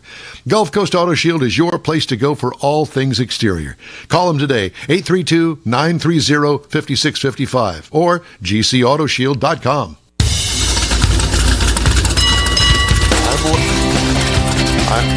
I'm learning. Somehow, some way. I don't know how. This is your favorite go-to spot in podcasting and live streaming. Yep. It's the In Wheel Time Car Talk Show. Just ahead, Consumer Reports. No, I already read that. You did. It's okay. He's learning. It's practice. I'm practicing. Practicing. Okay. Coming up, something is awry here. I don't know. But coming up, we're going to have Nancy Nichols, author of Women Behind the Wheel. Okay? And later on, we're going to talk to John Rawson at Barber Motorsports Park. We're going to have the cruise-in calendar. We got a car review. We got it all here on the In Wheel Time Car Talk Show. A good morning to you, everybody. Along with Mike out of this world, Mars, we always need more Jeff Zekin. I'm Don Armstrong. Screwing it up left and right, but you know what? That's just the way that it goes sometimes. We're back in the studio. We're back in the saddle again, ladies Feels good. and gentlemen. All right. Joining us now is Nancy Nichols. And Nancy, good morning to you. Good morning. Can you hear me? Loud and clear. Can you hear us? Excellent. Good morning. Good morning. So, the name of the book is Women Behind the Wheel. Is this a racing publication? Is this a racing centered book? No, not entirely. Here, I have a little picture of it. It's called Women Behind the Wheel. Okay. I'm very proud of it. It is a personal history of my experience with cars, which would be probably very different than your experience with cars. And I did not race. My brother raced. I did some street racing, but it's not essentially a book about racing. It is more about how I want. We're going to get to the book in a minute, but I want to know about your street racing. I do too. I'm going, she did some street racing. What did she drive? What were you driving when you had a little street race? So I had a very old Chrysler Beater. It was, but it had a big engine. We did very well together. Yeah. I grew up in Illinois, on the Illinois-Wisconsin border, so there was a great deal of rural. Yeah, you're not from Beloit, are you? No, I'm from Waukegan, Illinois. Okay, Waukegan. Well, I'm from Waukesha, Wisconsin, so there's that. There you go. So was south of the Nash Rambler plant. That was right up. Yes, you were. Did you ever buy a Nash? No, my grandmother had a Rambler, but no. I'm not that old really to have a Nash. Well, no, you can't say that Well, because you you're could be in the talking collector beaters. car market, and True. there are people that are into those, and God bless them. I saw an article just recently in one of my publications, and the man was the original owner of a Rambler station wagon that is completely unrestored, and all he's done is just maintain it all of these many years. It looks like it, but that's okay. It's cool. It's got the patina on the outside and all of that. I'm just saying, there's your opportunity. If you want one, we can fix you up and head you in the right direction. I appreciate that. Yes, okay. All right, so tell me about the book, Women Behind the Wheel. Obviously, it's going to be more centered, more geared to women. Right. It's about women's experience with the car. It's about how the car helped shape what it means to be a modern woman. It talks about, for example, the suffragists were the first to use the car for political action. They draped their cars with bed sheets, essentially, with their slogans, and those became the precursor to what we now know as, the political bumper sticker. So women have used the car pretty much since its inception. Bertha Benz, who of course was married to Wilhelm Benz of Mercedes-Benz, was the first to take the car on a road trip. She just got up one morning. She was bored with her husband and how long it was taking him, and she took it to her mother. Yeah, she stole it. As the story goes, she stole it. Yeah. She stole it. She absolutely did not have permission to take it. And it was somewhat dangerous because there wasn't like there was a gas station at that point, right? Mm-hmm. Well, I mean, this is back in the day when women were highly restricted on a lot of things, like voting, for instance. Correct. That's why the suffragists used the car. I mean, women couldn't get their own car loans until the mid-1970s without a father or a son. Wow. Mid-70s? The Equal Opportunity Credit Act was in the mid-70s. See, I didn't know that either. I didn't. I was totally unaware of that. Those are the kind of things that they just didn't teach in school. Not that I was in school in the mid-70s. I was going to say, but some of us were out of school. Shut up, before Mike. that. Shut up, Mike. We don't want to go there. But you're telling me things that I did not know. So I really think it's interesting too, because my father was a car salesman, my brother drag raced, to really think about the car. And my experience with the car was so different from my father's and my brother's. I was not allowed to take shop class, for example, even though we had an excellent shop department in my high school. Girls were just not allowed. Well, that's the case at my school. Girls were not allowed they in were shop in home classes. ec. Oh, no, not at I was mine. in home ec, too. Yeah. Oh, well, we weren't allowed to take home ec. Oh, well, that would Well, be you burned the Oh, school down when you did that's that, right. Mike. But Anyway, we could go do ahead. that. I'm sorry. We get sidetracked here. No, it's the same. So you would have had a very different experience with the automobile than I did. And that has become an issue for the industry, right? Because women have always been involved in the purchase decisions. We can say at least since probably 1920s, but definitely post-World War II, women were a big part of how people bought their cars and what they bought. But the car companies, and you know this far better than I do, they had to appeal to men. That there's a saying in the industry that a woman will buy a man's car, but a man will not buy a woman's car. And in that, I could see that, but in my generation, I mean, my dad always included mom in the car purchase. Mm-hmm. Honey, do you like the car? Yeah, I like the car. Okay, we'll buy it then. All right. Well, that was the way that it went. But I also know that, there are some professions, mainly male-dominated professions, that, for instance, a truck. I mean, my experience with trucks back in the day, it was only guys that drove trucks. You never saw a woman driving a truck because that's what they were for. Well, unless you were in a farm or something. Well, there's that, yes. But generally speaking, I can't speak for the farmer and what he did with his daughters. Did he teach her how to drive the truck? Is that where they learned how to drive? You would know better than I, Nancy. Well, rural women specifically learned quite early because they had to use them for work. I mean, when we think of, so I'm in the Northeast, and when we think of mud season, mud season was a thing. It lasted for 3 weeks, and your truck would get stuck. So the operation of a vehicle, especially if you think about it before power steering and before power brakes, and certainly before the electric starter, these were things that required a great deal of strength to start a car, to move a car, if a car got stuck, to push a car out of the snow or the mud. So women's experience with cars was just very different than men's. Well, ask my mother, because she'll tell you when right before I was born, Dad bought their first car. It was an old, dilapidated DeSoto, okay, a DeSoto. You might not even know what a DeSoto is, but they were around back in the day, and the thing had a starter issue, and so my dad taught my mother how to take the broomstick and a hammer, put it right on the starter, give the broomstick a whack that was on the starter down there, and by golly, it started every time. So Mom was a mechanic and didn't know it. Yep. Yes. I mean, women by necessity had to learn to work the vehicle. I mean, and there are some amazing stories. The Queen of England was called the Princess Mechanic because she worked on vehicles during World War II. But by and large, it wasn't the experience of most women that they worked on their cars. Well, I would believe that. And boy, things have certainly changed because now we have women on NHRA top fuel drag racing teams, mechanicking. CEOs of companies? Yes. Automotive companies? Yeah, exactly. So things have changed dramatically, and I think for the better.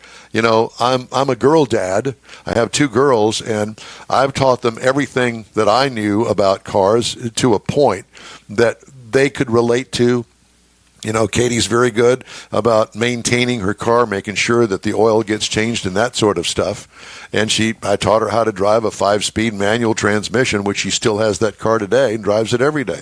Crank windows, crank windows aren't even available anymore as far as I know. So there's that aspect of it as well. I'm sorry I interrupt you, but please continue on. No, I mean, I think that's laudatory, but that was not the experience, certainly, of women in my age. But as you say, the things have changed dramatically. Mary Barra is head of GM. The engineer who rolled out the electric version of the Ford F-150 is an Asian woman. So women are more involved, but it isn't the case yet that I think the auto industry thinks about women as much as perhaps they should. Do you have anything that's really fun or things that when you were doing the research on the book that you thought, how weird or how fun or how strange was that? So one of the things that really was remarkable when I researched the book is how much the car changed the nature of romance. And courting and dating was very much something, and you'll appreciate this as a father of 2 daughters. It happened on the front porch. It happened with the mother in the parlor.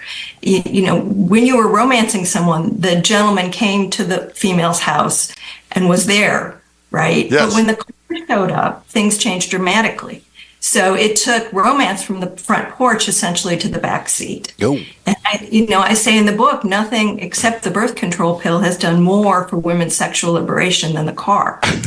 Now, of course, that was a double-edged sword because it also exposed women to a great deal of sexual violence. So it's a mixed bag. The car, in so many ways, gave independence to women, and in so many ways, made them more vulnerable. Yes, and I would believe that. There aren't any drive-in movies anymore. Well, very few. But I know that I took a few girls to the drive-in movie. I'll just leave it at that. There is a whole section in my book on drive-ins and drive-in everything. I mean, and we saw, it was really interesting during COVID that we saw the resurgence of this, right? Because we as older adults I remember going to the drive-in movie. And I remember going, when we first had the drive-in at McDonald's, that was like a big thing.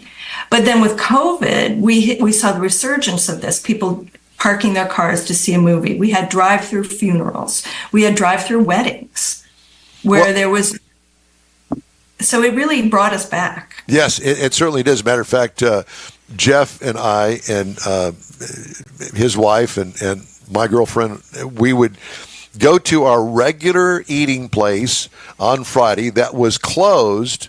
You couldn't go in the dining room, but you could order it on the phone and you would go and pick it up. So it was kind of a makeshift drive-through because they don't really have a drive-through at this particular restaurant. Out to the curb. Yeah, and they would send it out to the curb and with the waiter and give them a tip and be on our way. So yeah, I can totally relate to that. And I don't know if you are on like Instagram or Facebook, you see all these confessional videos and they all happen in the car. Yes. Right? Mm-hmm. I didn't think of that, but yes, you're right. Very true. So there are two things I think about that. And one I think is that it's simply the audio is so much better in the car because there's soundproofing in a car. Right. But second, I think it is that kind of simulated intimacy that we have of driving the car. When we're in the car, a lot of conversations happen in the car that, don't happen elsewhere because there's nothing else to do. And I think that that's part of why people are going to their cars to make these videos, and they're remembering maybe times that were earlier, or maybe it's kind of a simulated intimacy is what I call it. It's a safe level of privacy. It's a safe space. A safe space. Exactly. Yeah, and it's also one that you would not want any of the things that you were in the car by yourself. The things that you would say either to yourself or to other drivers, you would never want it to get outside of the car. Not all of them, but many of them. You so-and-so, or that was you. Right. That was me. But that goes across the sexes, so it's not just related to women here. But I'm sure that there are a lot of similarities between men and women when it comes to that sort of stuff in the privacy of the car. Absolutely. I mean, I have a boy. I have a child who's almost 30 now. He was a soccer player. I drove a minivan. It was a Honda Pilot. It was a vehicle that was really designed for women to have dual roles. I've always worked. I was a very active mom, very hands-on. And if you put those boys in the back of the Pilot, or the Pilot or your Honda Odyssey, you didn't have to say anything. They would talk amongst themselves. It was the only way sometimes for a mom of a boy to really get that insight into what was going on. So it's an educational process for mom by what mom is driving, so you could just listen to everything that was going on. It wouldn't eavesdropping because the boys knew that you were up there driving the car. Right. But I don't think that, speaking from my experience, I really didn't use or have mom in my mind when I had conversations with my friends. Mom just listened in. So there is a concept in car culture, which is automotive maternity, which is the inside of the car is essentially very womb-like. It's engineered to be soundproof. It's designed to make you feel safe. There are the cup holders. I mean, I know that some vehicles have upwards of 15 to 19 cup holders. Yes. You always have that warm milk kind of feeling. So there's a lot of research about how we feel when we're inside our cars. And, as you know, nothing in the manufacture of a car is an accident. They know what they're doing when they create these cars, and they're going for certain experiences. It's funny you should say that because Mike and I both, I can't speak for him, but I can speak for myself, was a member of the auto writers here in the state of Texas for a while. And we got to meet many of the car designers from the different manufacturers. And through the years that we would be invited to these reveals of these different cars, they would always bring in women that were, and not on purpose women, but they were the ones that designed them. I remember the lady that helped design the Ford Sync system. Yes. Very intelligent, and it was wonderful talking to her. But it's a completely different aspect of that infotainment system that she pretty much coordinated the design of, because she was female, and there were a lot of feminine touches that were designed into that particular system at that time that us guys really don't think about. And it's the intimate details of this infotainment system that made it easier for us, for everybody, to actually go in and operate it.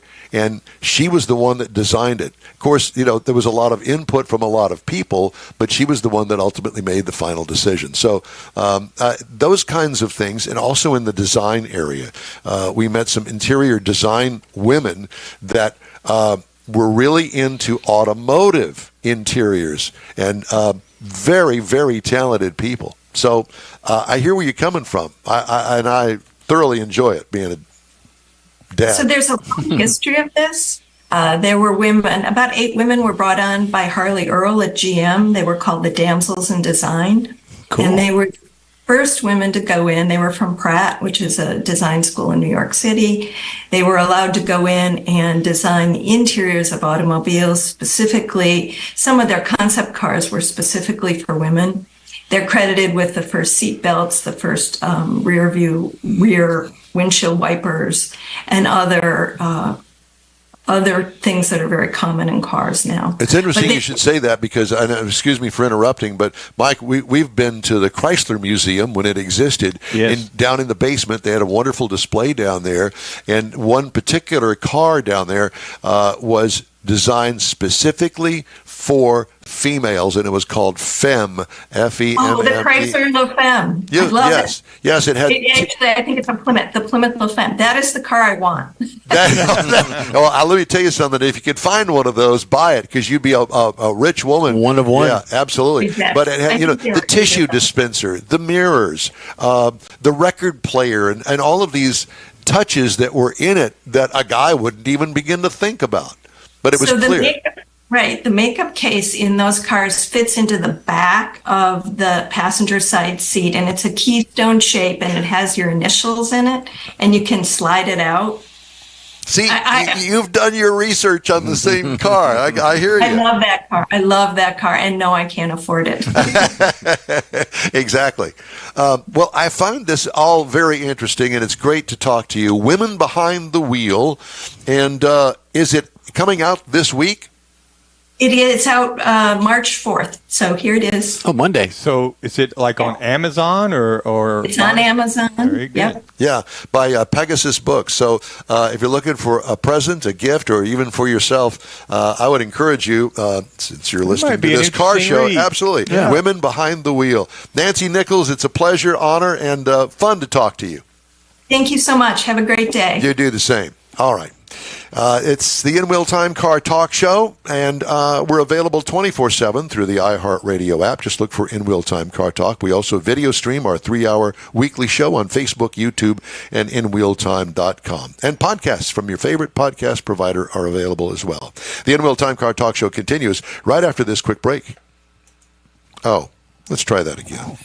Pro-Am Auto Accessories has been serving Houston's auto enthusiasts since 1984, providing world-class products for sports cars, European sedans, and American muscle. Pro-Am is known as the place to go to find exclusive and hard-to-find parts and accessories. Pro-Am is one of the very first distributors in the USA for brands such as Recaro, Redline, Momo, Corbo, and Simpson. Located in the heart of Houston's premier retail and service corridor, the Galleria area, Pro-Am's walk-in storefront includes an 8,000-square-foot warehouse, showroom, and installation bays. Pro-Am not only sells parts and accessories, but also offers installation and service. Pro-Am is now reaching a worldwide audience through Pro-Am.com, taking its local reputation to the rest of the world. At Pro-Am Auto, you'll be dealing with a small group of professionals who truly want to help you with your automotive needs. If you don't see what you're looking for on the website, call, and Pro-Am will lend you a hand. Pro-Am Auto, 6125 Richmond at Green Ridge in Houston's Galleria area. Call them at 713-781-7755. Want to feel good about something special you did for someone special? In Wheel Time and the original Lupi Tortilla group of Tex-Mex restaurants have joined together to help a very worthy cause, God's Garage, a Christian-based 501c3 charity. We know there are lots of places and organizations out there where you can donate a car, truck, or SUV, but we're asking you, our car enthusiast family, to consider donating to God's Garage. Visit godsgarage.org and learn about its mission, the women that have been helped, how each one is screened, and about their Restore You program. A car donation is an easy way to make a difference in the lives of others. God's Garage needs good operating vehicles, but will take all types in working and non-working condition. Make your heart and soul feel good by donating your gently used vehicle and help support single mothers, widows, and wives of deployed military at godsgarage.org. Mecum Auctions, the world's largest collector car auction company, returns to Houston, Texas, April 4th through the 6th at NRG Center, featuring 1,000 muscle cars, Corvettes, trucks, customs, and more. Broadcast on Motor Trend TV and streaming live on Max. From avid collectors to those new to the Mecum experience, we welcome everyone. Register to bid now at Mecum.com. Welcome back to the In Wheel Time Car Talk Show on our live edition here on Saturday morning. All right. If you'd like to get in touch with us, shoot us an email. The address here is info@inwheeltime.com. How to become a stunt driver. Okay. How do you do that? We're going to get here loaded up just a second. But this to that is point no with your with info in Wheel Time, Mike and I are trying to coordinate the folks that subscribe so we can get them announced on the air. But we're going to work on that. So if you're a new subscriber, send in your information and we'll give you we'll give you a howdy. Yeah, and we won't sell your stuff to some politician or anything like that. Just the guy down on the corner. That's right. So we're going to do it between ourselves. All right. Time now for this hour's feature. Mr. Jeffrey Zekin has How to Become a Stunt Driver. Well, there's several ways, but the one I picked out here, there's several schools. There's actually one here in Houston. We'll get to that in a bit. But one that I looked at was the Bobby Orr Stunt Driving School. It stands out for its extensive educational offerings. They prioritize having the most seat time. So if you're in there and you want to get seat time and you really, really want to learn, Bobby Orr Stunt Driving School is one of the top ones. There's many you others. have to pay to get in this? You do. I'm sure there's other ways of. There's other schools have different prices for doing this, and you can do different things. You can do certain racing techniques. You can do stunt driving to jumps and things. But this is how it works. You get in there, and you have to have a vehicle prepared so the participants will gain knowledge about preparing a vehicle and setting it up just to do those particular stunts they want to do. Specialized skills. The curriculum, now Mike, this is for you. The curriculum is focused on specialized skills, includes the mastery and refinement of 180-degree turns, sliding 90-degree turns, and spot-on 180-degree reverse turns. You know all about that because you've had your way with those on-ramp acceleration tests that got out of control. A school would be good because I tried doing some of that before, and it just did that on the way here this morning. It's not one of those things you can learn real well on your own. No, because you're usually in some sort of a panic trying to get out of it. Well, exactly. From novice to professionals, they can take anyone in there and they'll teach you all the same way. So on day one of stunt driving school, comprehensive safety standards. They briefing to prepare the vehicle. You'll unlearn bad habits on the first day, and they try to help you do that. They try to, one hand on the wheel, two hands on the wheel. They offer you that schooling. Well, there's Mr. Mars right there. There you go. There's got one it on for its him. nose. There's one for him. Let's go ahead and put that on there. There it is. I was looking for that. Day 2 of stunt driving school, they will design courses for the individual. If you're looking for something in particular, you can tell them and they'll design the course for it. You can learn or refine the driving skills that they offer you. It's a very comprehensive program, and they'll go A to Z, soup to nuts on everything you want to do. Systematically work with breaking the bad habits as they do on the day 1, and they'll introduce some advanced techniques, enabling you to execute the safe way to do some of these stunts. So on day 3, stunt driving schools are tailored for individuals who crave extensive hands-on experience. So if you want to learn how to do jumps, they focus on that. If you want to slides or reverse slides, I want to be in the car that. when they do one of those explosion things. Oh, no, I wouldn't. No. Sometimes those are without people in them, but, go to the school and find out. They could blow you up. Let's get blowed up.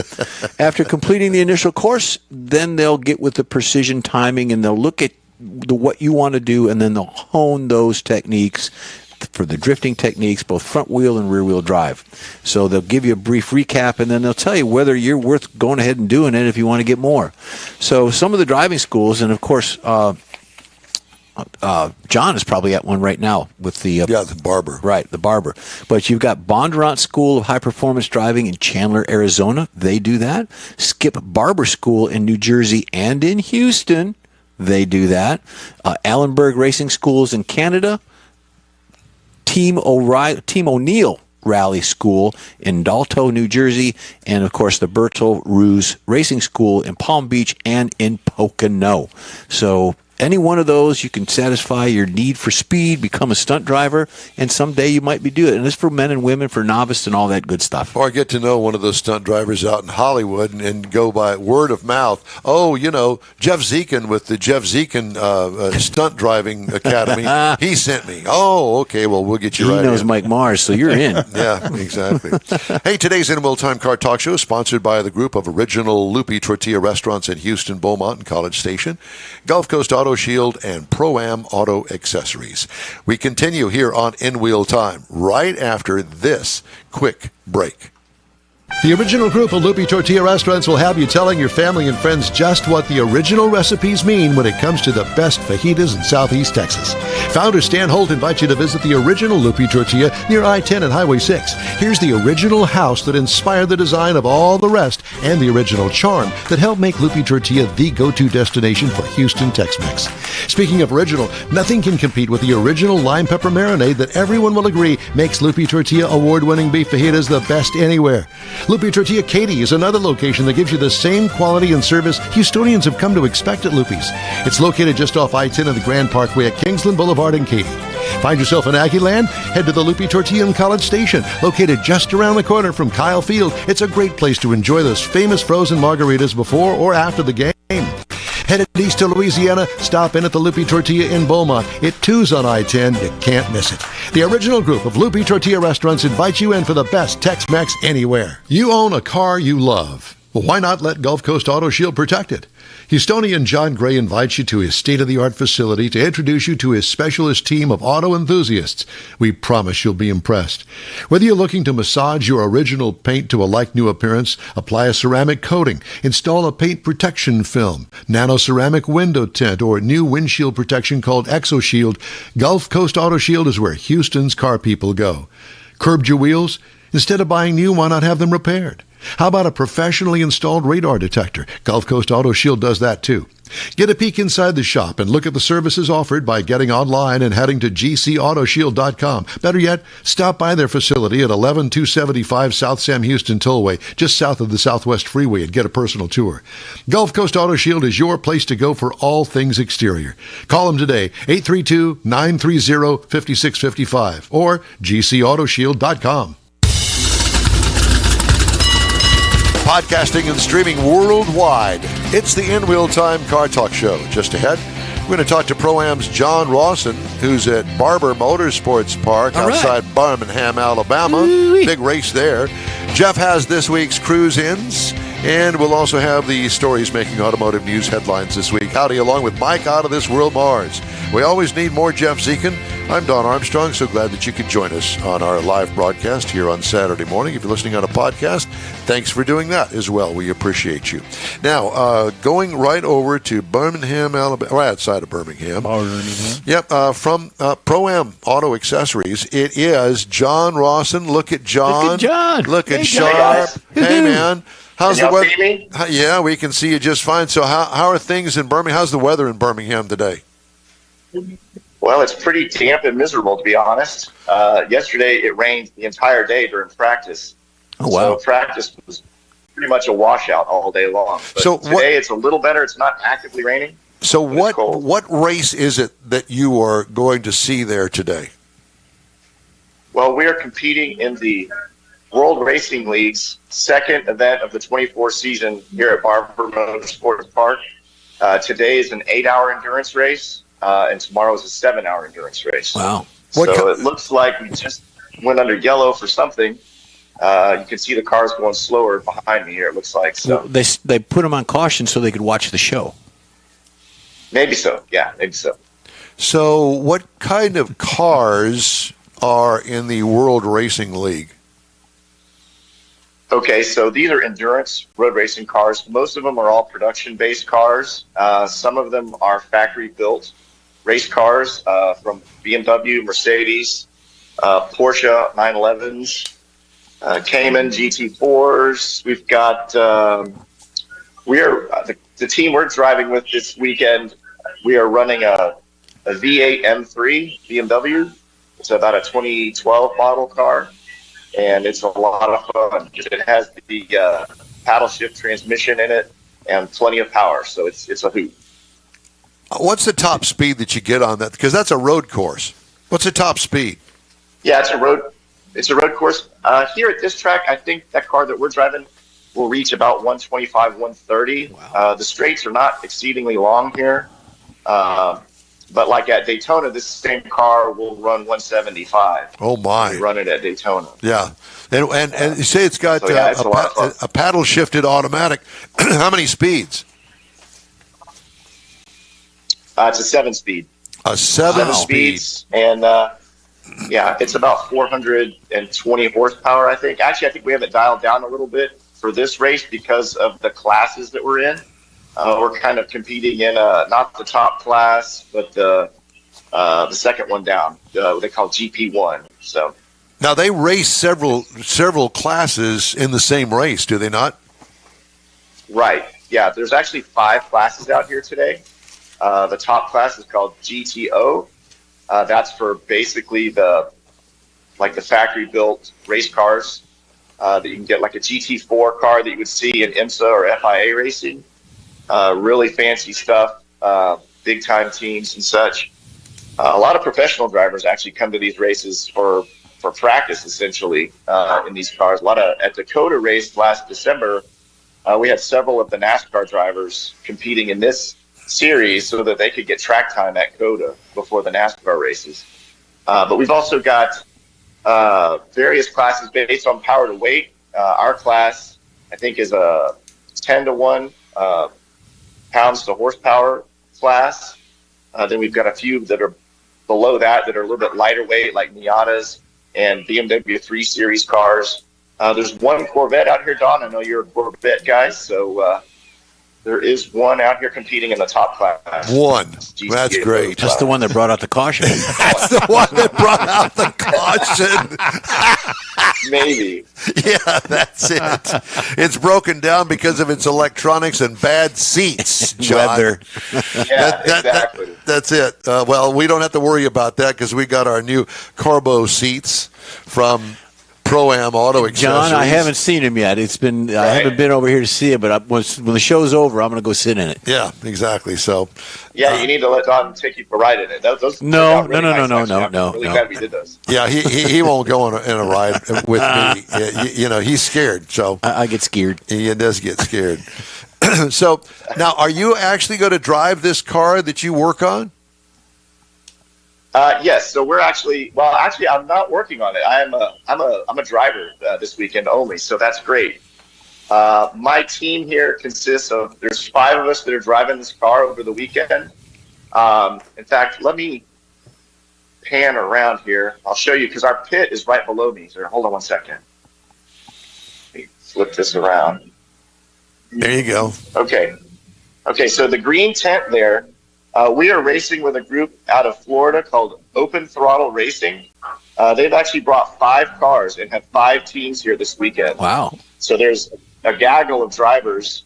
They brought 2 cars that are the M3s, like what I'm driving is one of the M3s, and then there's another team with another M3 that's identical. And then there are 3 other BMW like 330i's based on the older E46 chassis car, which is a super reliable race car, in the little bit slower class, what they call GP3. And so they're supporting 5 cars, these guys.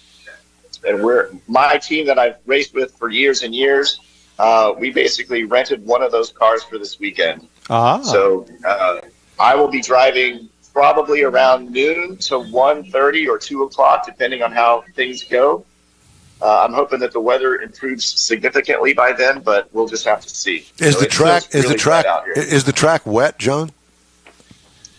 Yes. Yesterday it was horrible. I went out for about 15 minutes and decided I'd had enough. That there wasn't anything to be gained learning the track in the absolutely pouring conditions.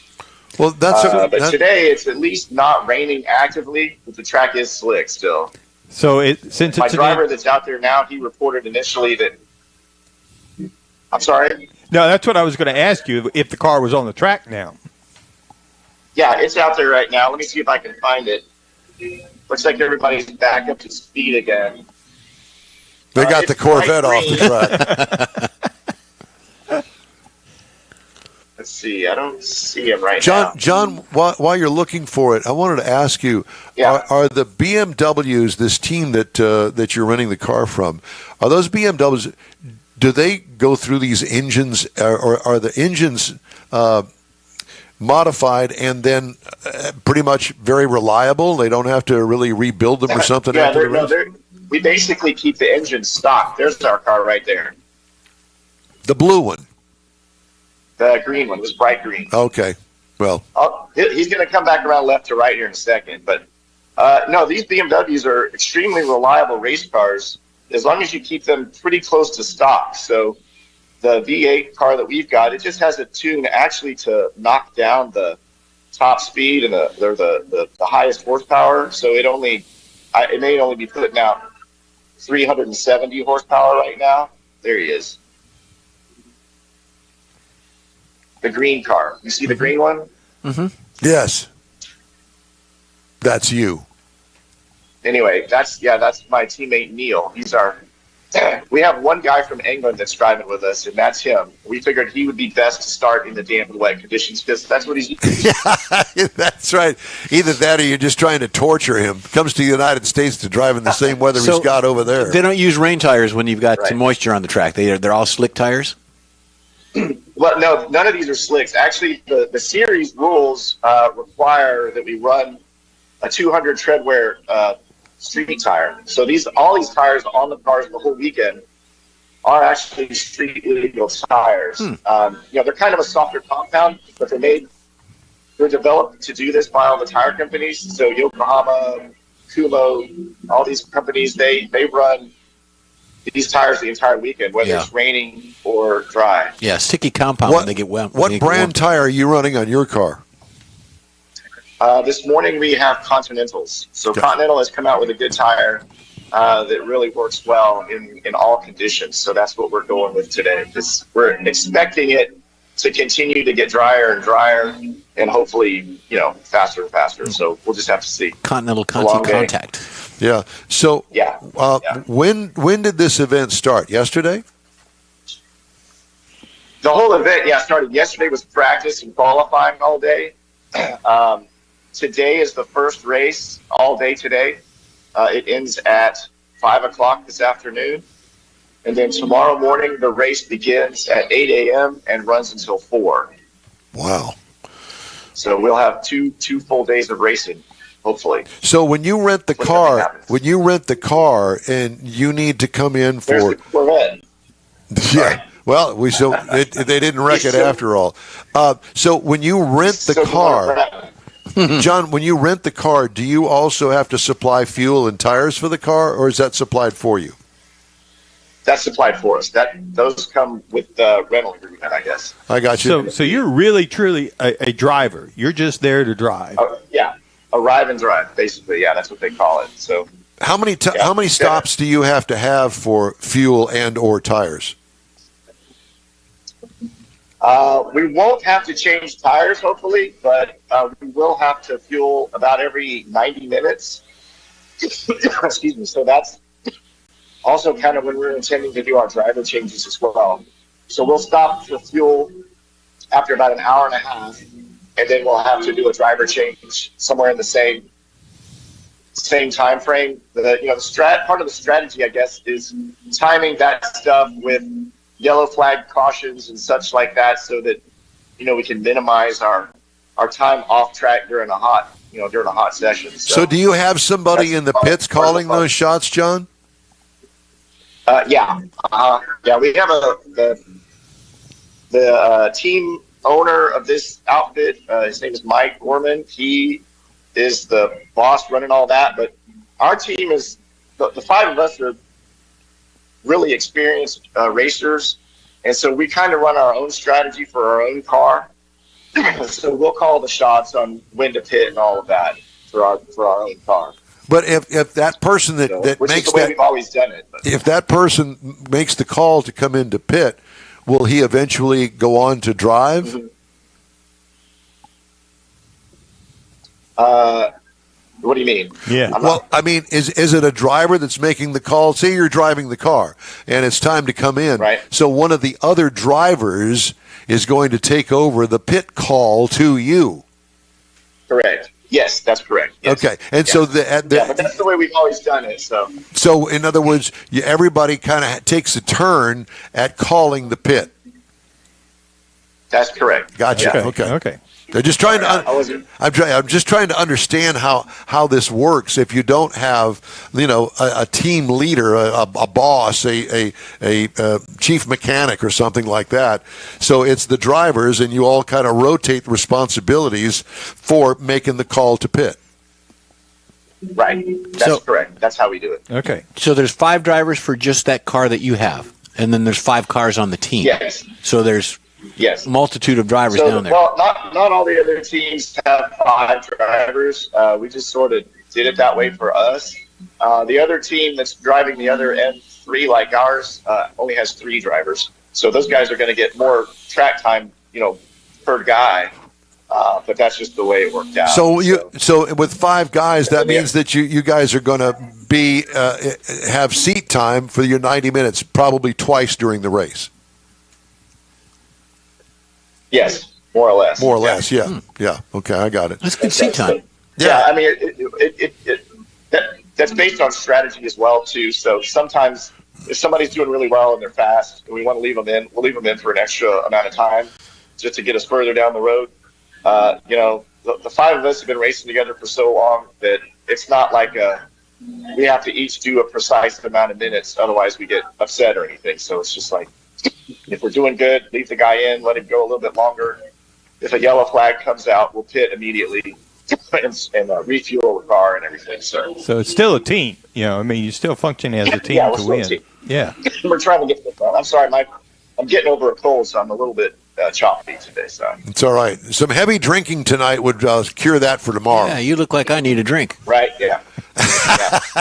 Just There saying. might be a little bit of that later on. Yeah. Okay. Just medicinal purposes. Well, of champagne to course. celebrate the win. Well, there's that. Yo, Yeah. So what? So tomorrow is the big race. That's the one that starts at 8:00 in the morning and goes till 4:00 in the afternoon. What takes place today, since you had qualifying yesterday? Right.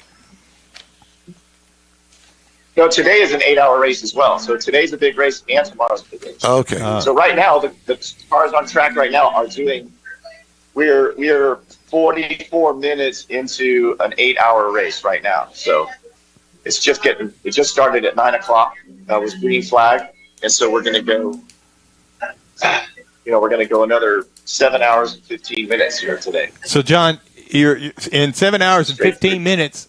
What is it? How many laps you make, or a certain amount of time? What time. constitutes you as the winner at the end of this? It's how many laps. Yeah, it's how many laps everybody can compete. I mean, it's a timed race, so the race will end at 5, no matter what, and it's just which car is in the lead with that many laps or however many laps at that point in time. So Okay, at 5 p.m. they drop the checker flag. If our car is done 500 laps and the next guy's done 499, we win. So Okay. but Okay. it's like IMSA racing, I guess, like the 24 Hours of Daytona professional racing, in that at the end of 8 hours, it's not uncommon for us to have the fastest 2 or 3 cars in the field all on the same lap still. So it's pretty close racing the whole day. How many cars are on the track at the same time? At the start of the race, what's the car count? 57 cars. 57 cars started the race today. Wow. And There how are 14 long? cars in our class. Gotcha. How long is the track?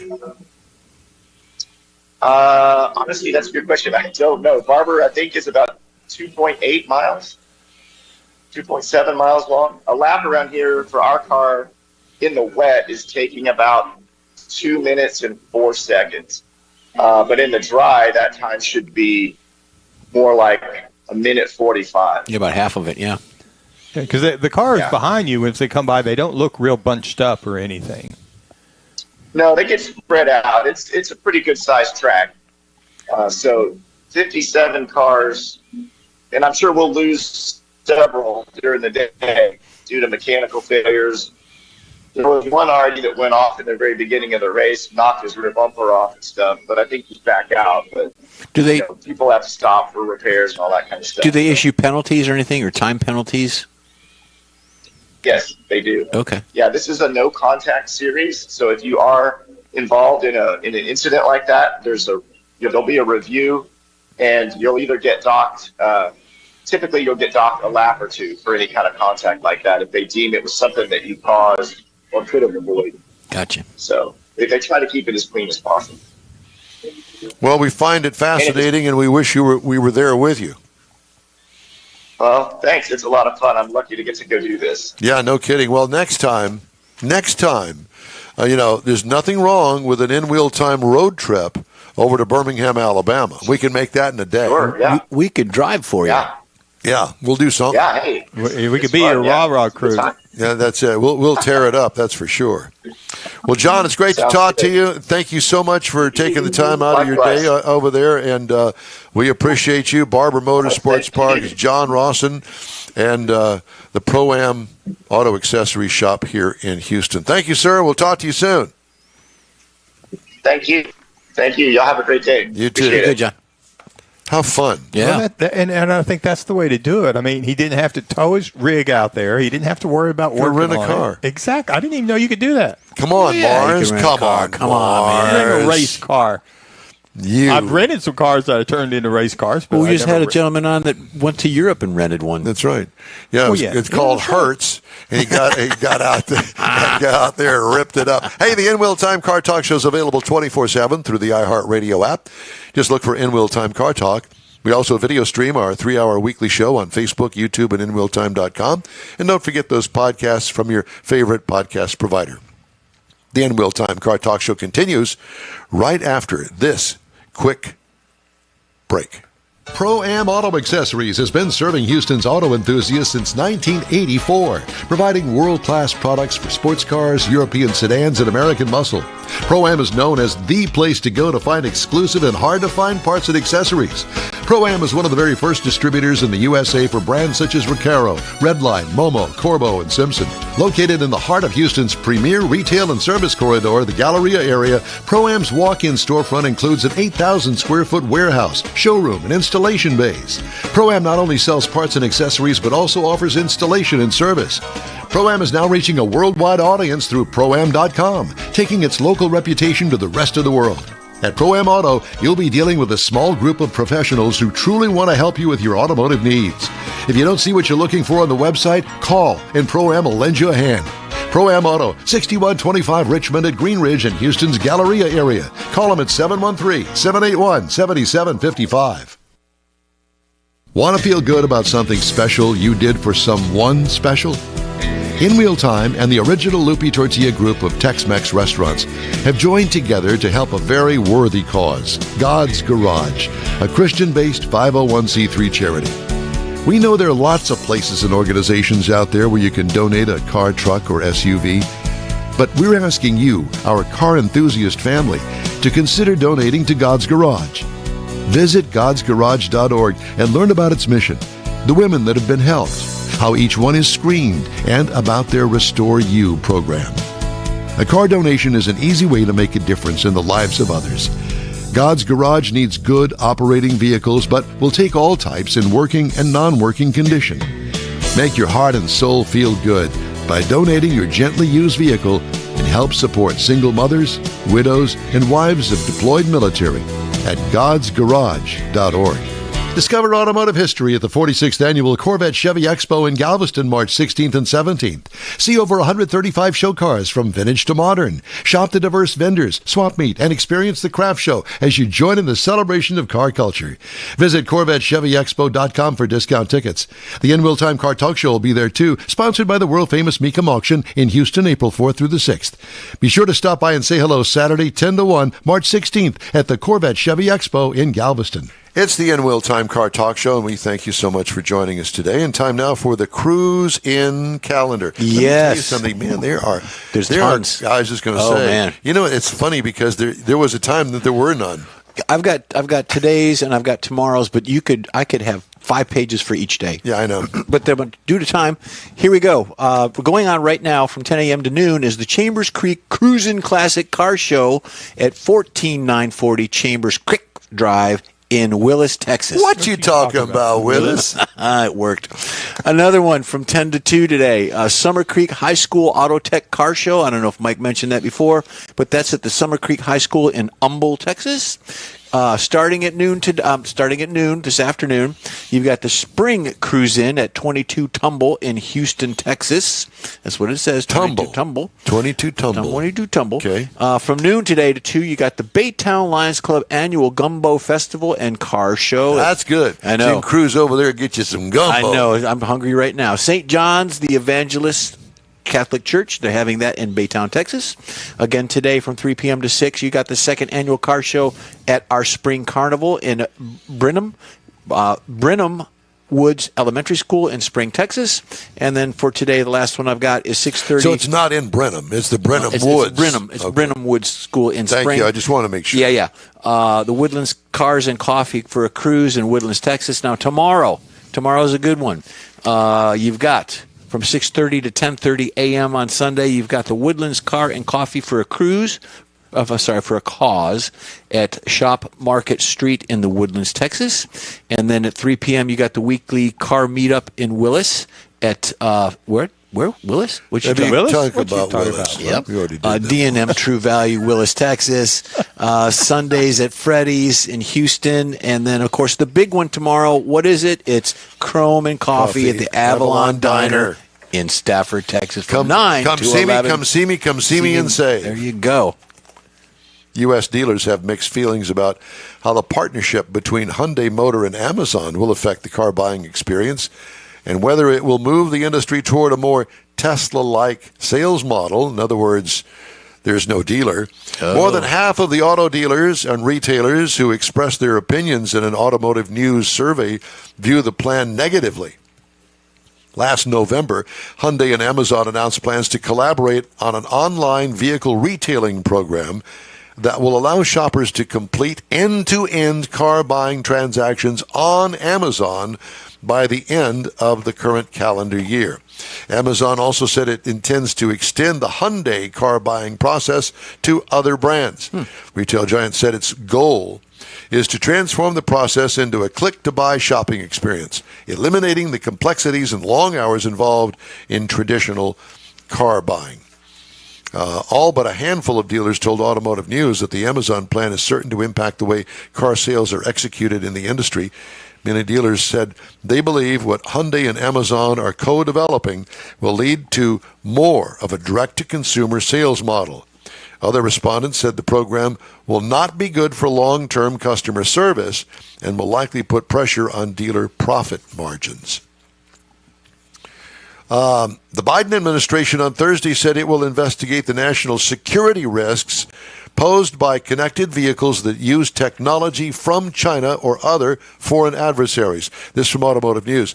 The action comes amid growing concerns from the Biden administration, Congress, and automakers over data security and the threat of Chinese automakers establishing a stronger presence in the U.S. market. The administration said new vulnerabilities and threats could arise if a foreign adversary gained access to a vehicle's data or systems. More specifically, the hardware and software that collect and transmit data wirelessly, such as telematics, advanced driver assistance technology, and for electric cars, battery management systems. Wow. I know that. Go ahead. I'm sorry. To address those concerns, the U.S. Commerce Department on Thursday launched a regulatory process to seek feedback and gather information from industry stakeholders and the public as it considers potential rules or other actions that govern the use of certain information and communications technology in vehicles from China. Who thunk of that? Yeah, I don't know. I never thunk of that, but I don't think that way. But I will tell you that does raise some questions. Well, it does, and there's no mention about an angry spouse having access to hack into your car while you're out driving. Well, now, see, you would think of that. I didn't think of that either. But see, the administration is now getting Self-defense. involved, but that's always been since the onset of those questions and that type of hacking. I agree. All right. We'd love to hear from you. Shoot us an email. The address here is info@inwheeltime.com. We will be back after this brief break.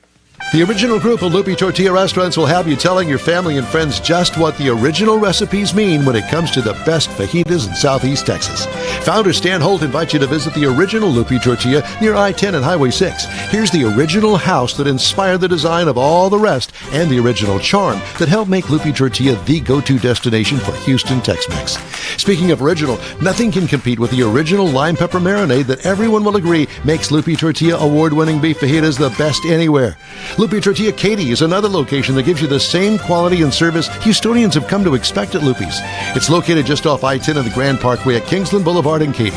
Find yourself in Aggie Land? Head to the Lupi Tortilla in College Station, located just around the corner from Kyle Field. It's a great place to enjoy those famous frozen margaritas before or after the game. Headed east to Louisiana? Stop in at the Lupi Tortilla in Beaumont. It too's on I-10. You can't miss it. The original group of Lupi Tortilla restaurants invites you in for the best Tex-Mex anywhere. You own a car you love. Well, why not let Gulf Coast Auto Shield protect it? Houstonian John Gray invites you to his state-of-the-art facility to introduce you to his specialist team of auto enthusiasts. We promise you'll be impressed. Whether you're looking to massage your original paint to a like-new appearance, apply a ceramic coating, install a paint protection film, nano-ceramic window tint, or new windshield protection called ExoShield, Gulf Coast Auto Shield is where Houston's car people go. Curbed your wheels? Instead of buying new, why not have them repaired? How about a professionally installed radar detector? Gulf Coast Auto Shield does that too. Get a peek inside the shop and look at the services offered by getting online and heading to gcautoshield.com. Better yet, stop by their facility at 11275 South Sam Houston Tollway, just south of the Southwest Freeway, and get a personal tour. Gulf Coast Auto Shield is your place to go for all things exterior. Call them today, 832-930-5655 or gcautoshield.com. Beaming around the globe from the Sugar Shack Studios in Texas, USA. It's the In Wheel Time Car Talk Show. Just ahead, Mars gives us an in-depth review of his 2024 Cadillac XT4. I can't wait, buddy. That he borrowed from Cadillac. Man. And we're also going to have an interview with a guy that has helped develop several autonomous vehicles across multiple operational design domains. That's Noah. Not quite sure exactly what that means, but we're going to find out. Howdy, along with Mike Out of This World Mars. We always need more Jeff Zekin. I'm Don Armstrong. Glad that you could join us for our live broadcast here on Saturday morning. It's currently 10 o'clock. Mm-hmm. You know where your package is? Yes, it's at my front door. Is it? Okay. I think so. All right. Mine is in the Boondocks. Okay. Never quite figured out what the Boondocks really Well, I know meant. where the Boondocks restaurant is. Is there one? 73, yeah. Well, it's a place. It's a dock you can park your boon at. Your boon. Okay, there's that. Mm-hmm. All right. Our first guest here is Noah. Noah, I'm sorry. Mars tried to. Doesn't trust me. I don't trust him for the pronunciation of your last name. So would you please be our guest and say your last name for us? Sure thing. So I'm Noah Gadrimas. That's what it says Noah right here. Gadrimas. Yeah, he It did. says right here. The problem is that he made MASS at the end of the pronouncer, all in caps. So in my world, it would be Gadrimas. See what I'm saying? The emphasis on the. So yeah. that's where the confusion lies. So we're going to blame it on him again. Okay. We're like the husband and he's the wife, and we just got to blame it on her. And I'm just the innocent schoolgirl. No, I hope you can We're not appreciate going our there. humor. Just don't pay any attention to us, okay? No, it sounds like you guys are having a great Saturday. Well, we morning. try to, on this show. We won't take it ourselves too seriously. So, first of all, let's find out what GPR is or does. Yeah, sure. So we'll jump right into it. So GPR it's a technology that goes back 50, 60 years. It's ground penetrating radar. Oh, Yeah. I should have Yeah. known that. Yep. And we use a ground penetrating radar to position autonomous cars in whether it's on the road or in a mine site or a seaport or something like this. And so we call that technology ground positioning radar. And that's where we use a ground penetrating radar to position autonomous cars. And so our company name is GPR. very nice. Yeah. So explain to me how that technology works. So you're not looking at the stripes on the road?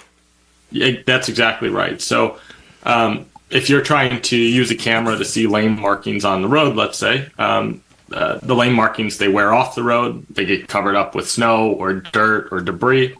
I'm sure you've driven into the sun when it's raining and you can't really see so well. There's a lot of glare. Yep. These are all reasons that looking at lane markings or really anything above the ground to position your car can be a challenge. So we use data from up to 10 feet beneath the surface of the asphalt. So we can actually penetrate our radar straight through the ground and create a signature or a map of what's underneath the road. And that map is extremely unique, and it's almost like a fingerprint. So what the ground looks like under the road for a given position is unique to that position. And so we can use that to drive cars autonomously, even if there's snow or debris on the surface of the road. So I can see this working for something that, like, for instance, a concrete roadway where you've got rebar underneath the surface of the concrete. But what do you do for something like, for instance, an asphalt road that only has really an underlayment between it and the dirt? Yes. Yeah, it's interesting. So we're not picking up on specific physical features. Like, we're not saying we need rebar or we need infrastructure under the road. It'll work on a dirt road. It works in areas that have never been driven on before. So sort of out in a wooded environment or an environment like that. And it's really the character of the ground itself. One of the most interesting places that we've used the GPR is in parking garages. So multi-level parking garages. Yeah. And in that case, you might only have 10 inches of concrete on level 3 underneath the vehicle. And even just that 10 inches has enough character in the radar return from that concrete that we can position the vehicle accurately. So it's really quite robust to whatever's under the road we can use. This is fascinating. So, but let me ask you this. So I understand what you're talking about from the imaging perspective, what you're getting back from your radar, but do you have to go map, for example, Interstate 10 out here that I run on, do you have to map it ahead of time, or is this something you're trying to do in real time? Yep. Yeah, so we're mapping ahead of time. And the reason we're doing that is we're creating a map of the signature of what's under the road relative to the position of where the center of the lane is and where the edge of the road is. And we only need to drive each lane once, and then we have that subterranean environment mapped out and we can position on it.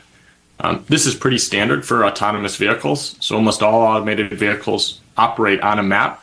And usually that map has lots and lots of data. So from LiDARs and cameras and surface radars to really map out exactly everything that's in the environment before you let an autonomous car operate on it. I did a story a while ago about phosphorescent lanes, lane dividers, and painted stripes and things that they put an additive into that. Could that be adapted to that? Because you see these people like on the beach with these little metal detectors that pick up certain coppers and gold and different phosphorus materials.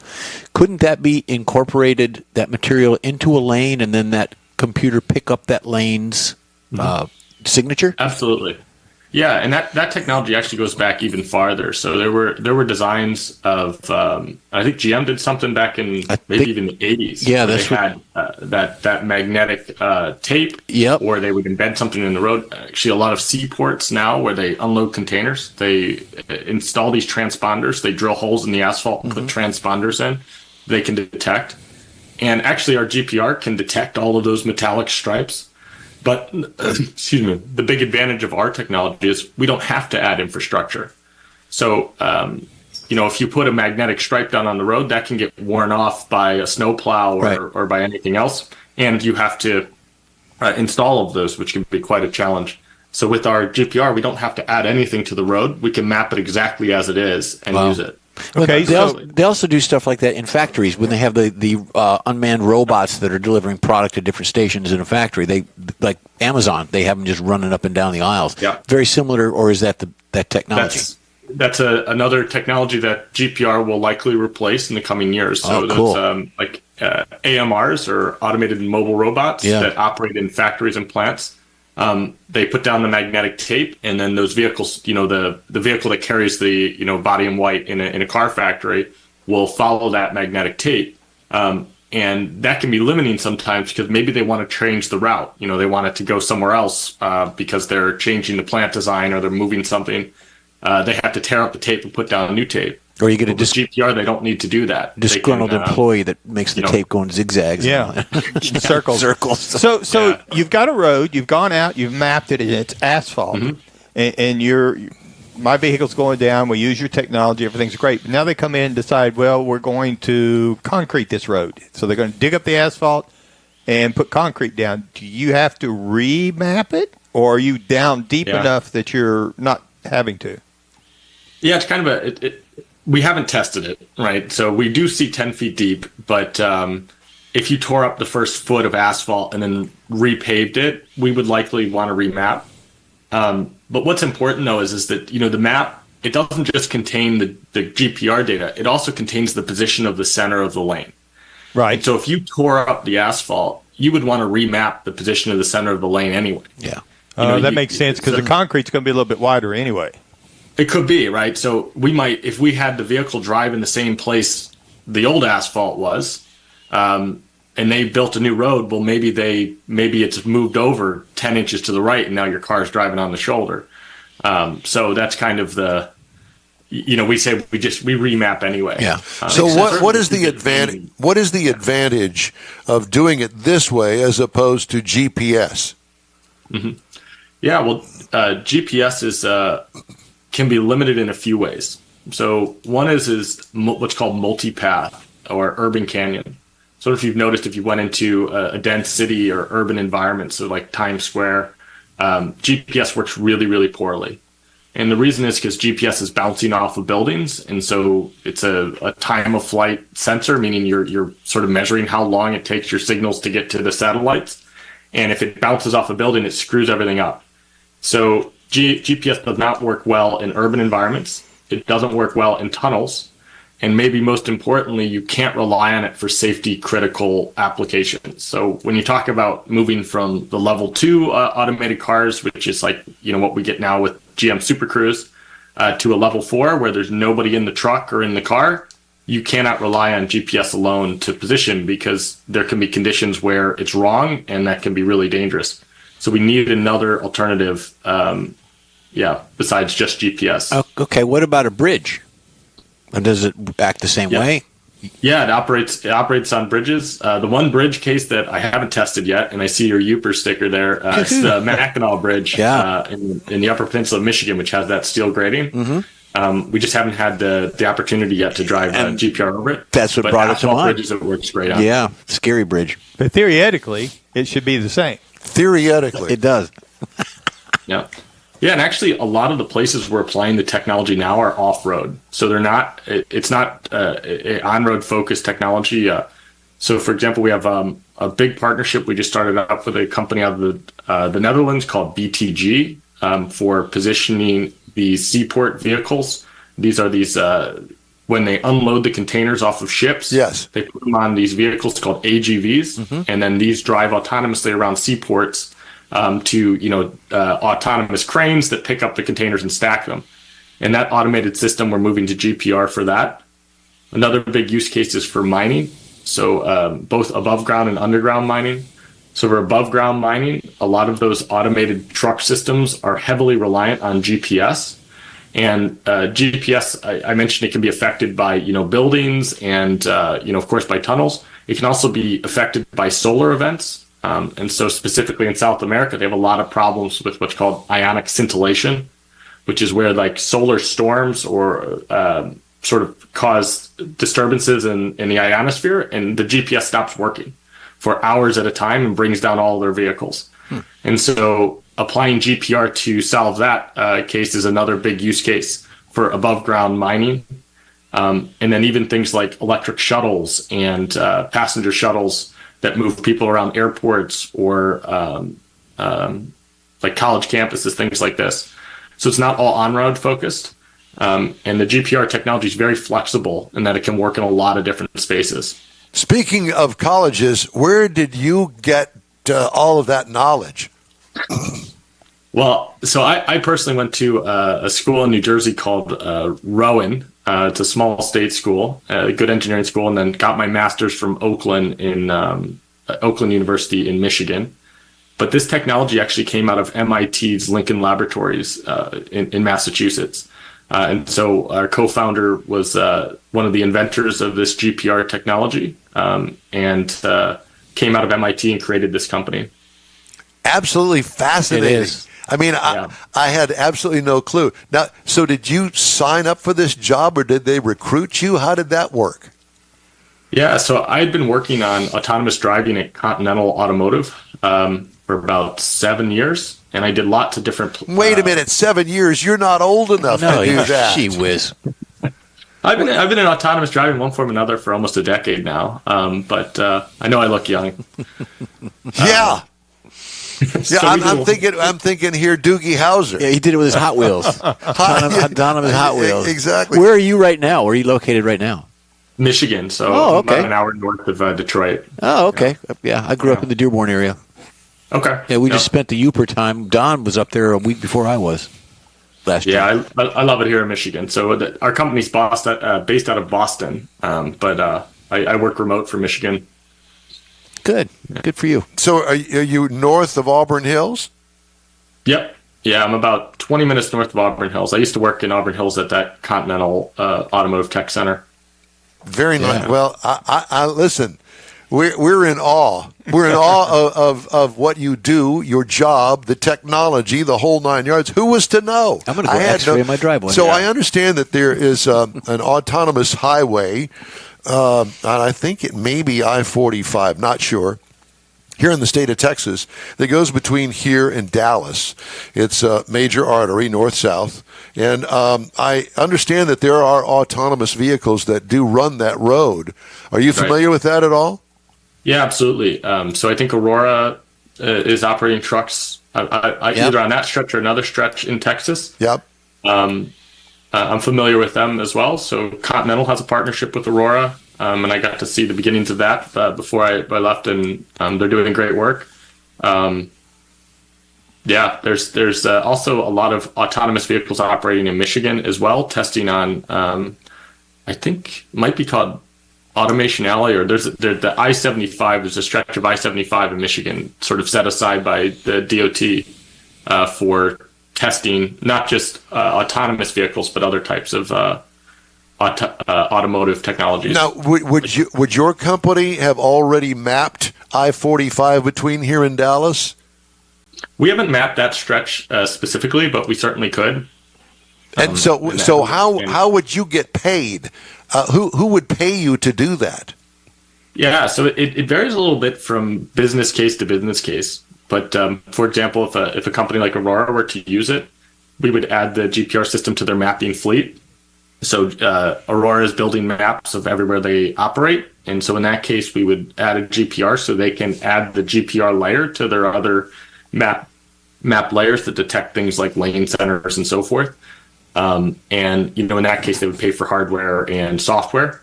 For other cases, for bigger automotive cases, we're building out a network of GPR road layer or map layers. And then companies can subscribe to use those map layers wherever they operate. So if I was running a delivery service and I found out you had mapped some of the roads, I could subscribe, or I could utilize you for my autonomous vehicle? Yep. Yeah, that's right. That's right. Just this past week, I saw the Google mapping guy in a little car, and he had the cameras on the top. He was zipping in and out of streets. Were you the guy that mooned him? No. I waved. I stuck my tongue out. Is it very similar to that when you're doing the ground radar? You just drive along? How does that work? Yeah, right now we're very focused on the technology itself of not just the creating of the maps, but then the positioning of the automated vehicles on the maps using our sensors, our hardware, and our software.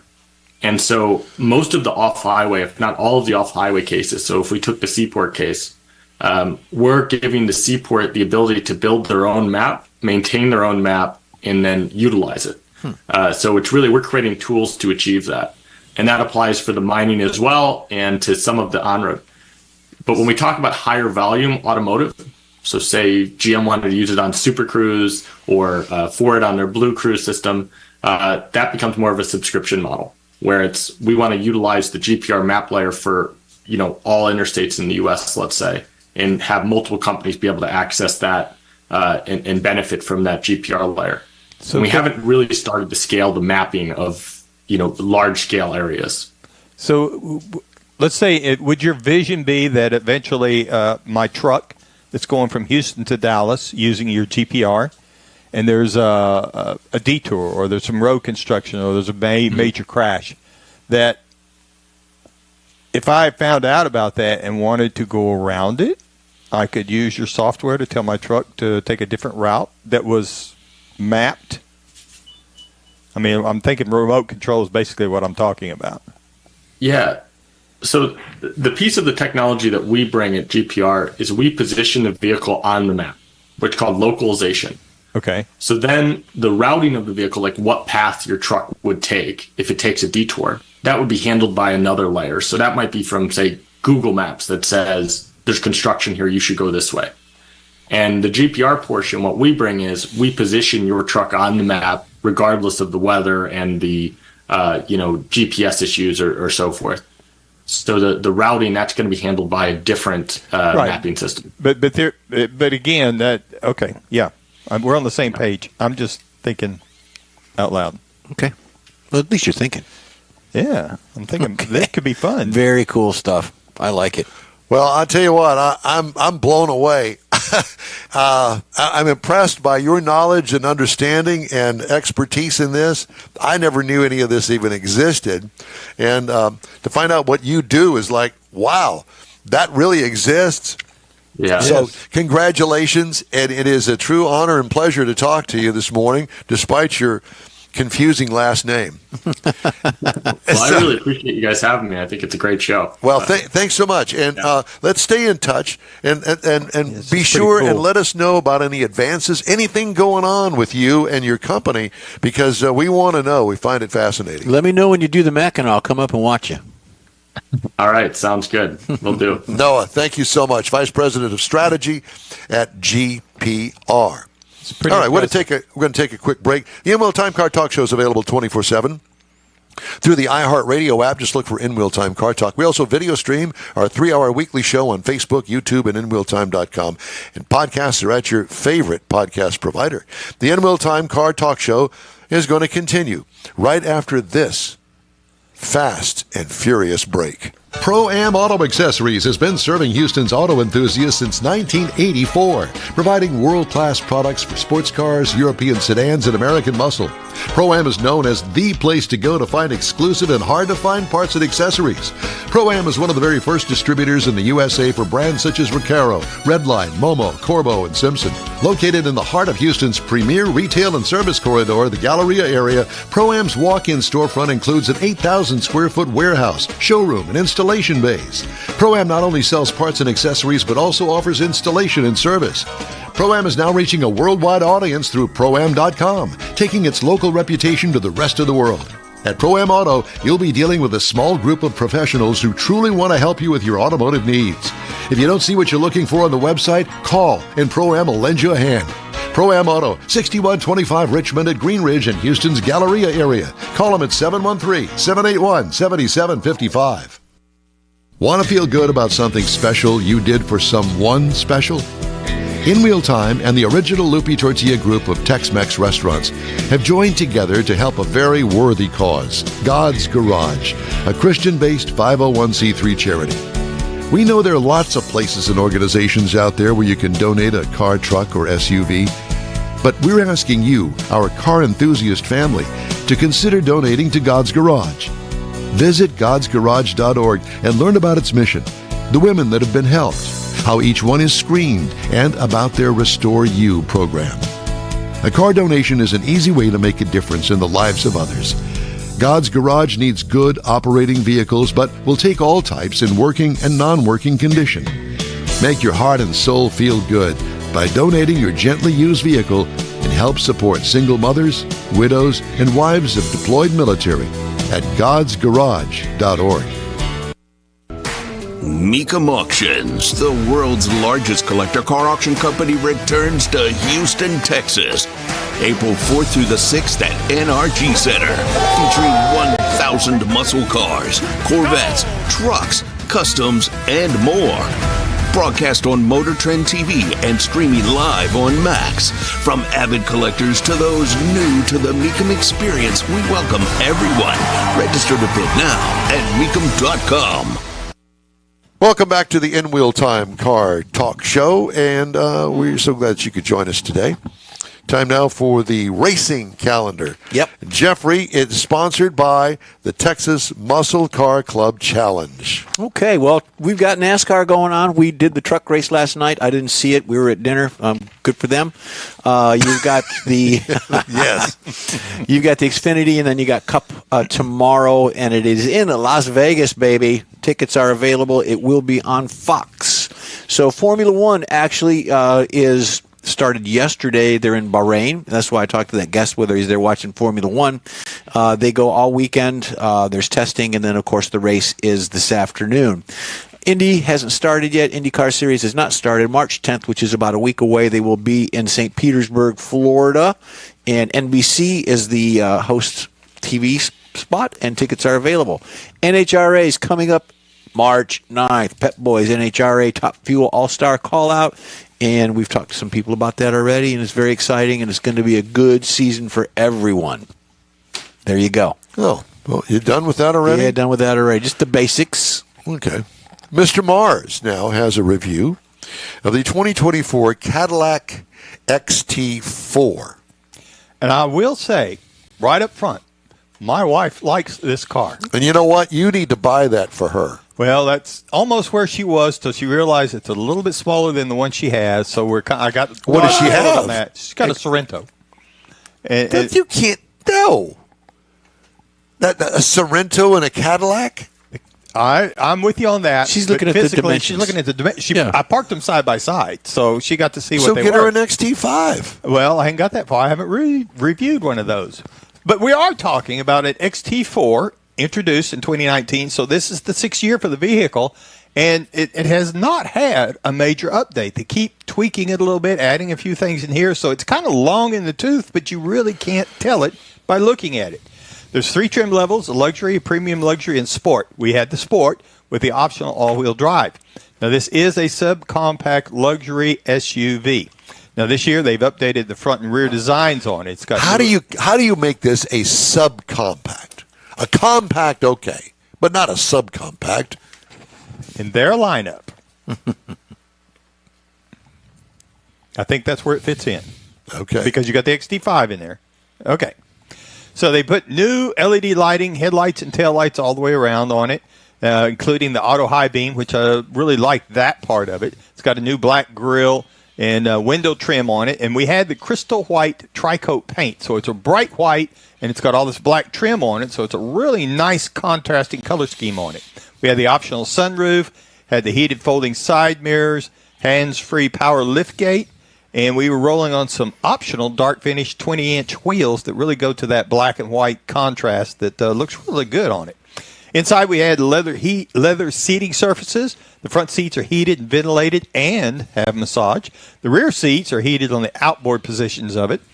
It's got a lot of updated technology. In fact, it's got a 33-inch touchscreen that's curved across the dash. So that takes out the driver's view, all the gauge packages all the way across to your convenience controls. It's really a nice layout because it flows together. It's not like here it is, and it just all happens to show up in screens side by side. It is one nice screen. It's done really well.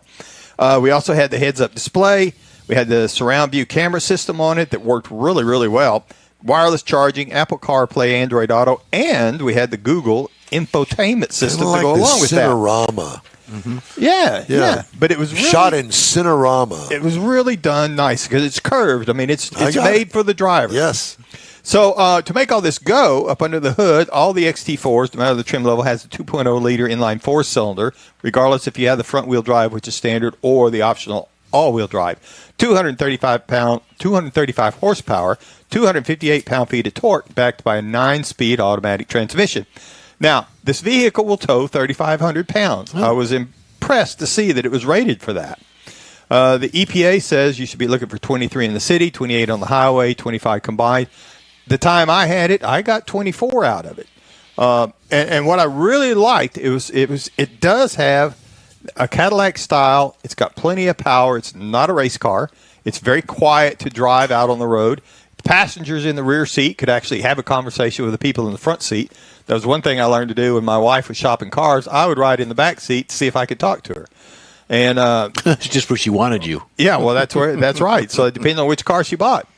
So, and it's a nice driving car. It's got a responsive steering, but again, it's not a race car. But if you want to turn, you turn, and it will do that. And it's a very comfortable, very, very secure driver experience. Now, the base model on this rig is $39,090. The base trim price that we had was $43,190. Wow. However, the as tested MSRP is $57,815 with all the options that we had on it. You're looking for something to compare it to, possibly a BMW X1 at $40,500 for the base. Audi Q3 is $37,400 at the base, so it's the cheaper one in this group I found. The Acura RDX is $44,350, and the Volvo XC40, which is a hybrid, starts at $40,500. And as I said, this it has everything that Cadillac has been known to do.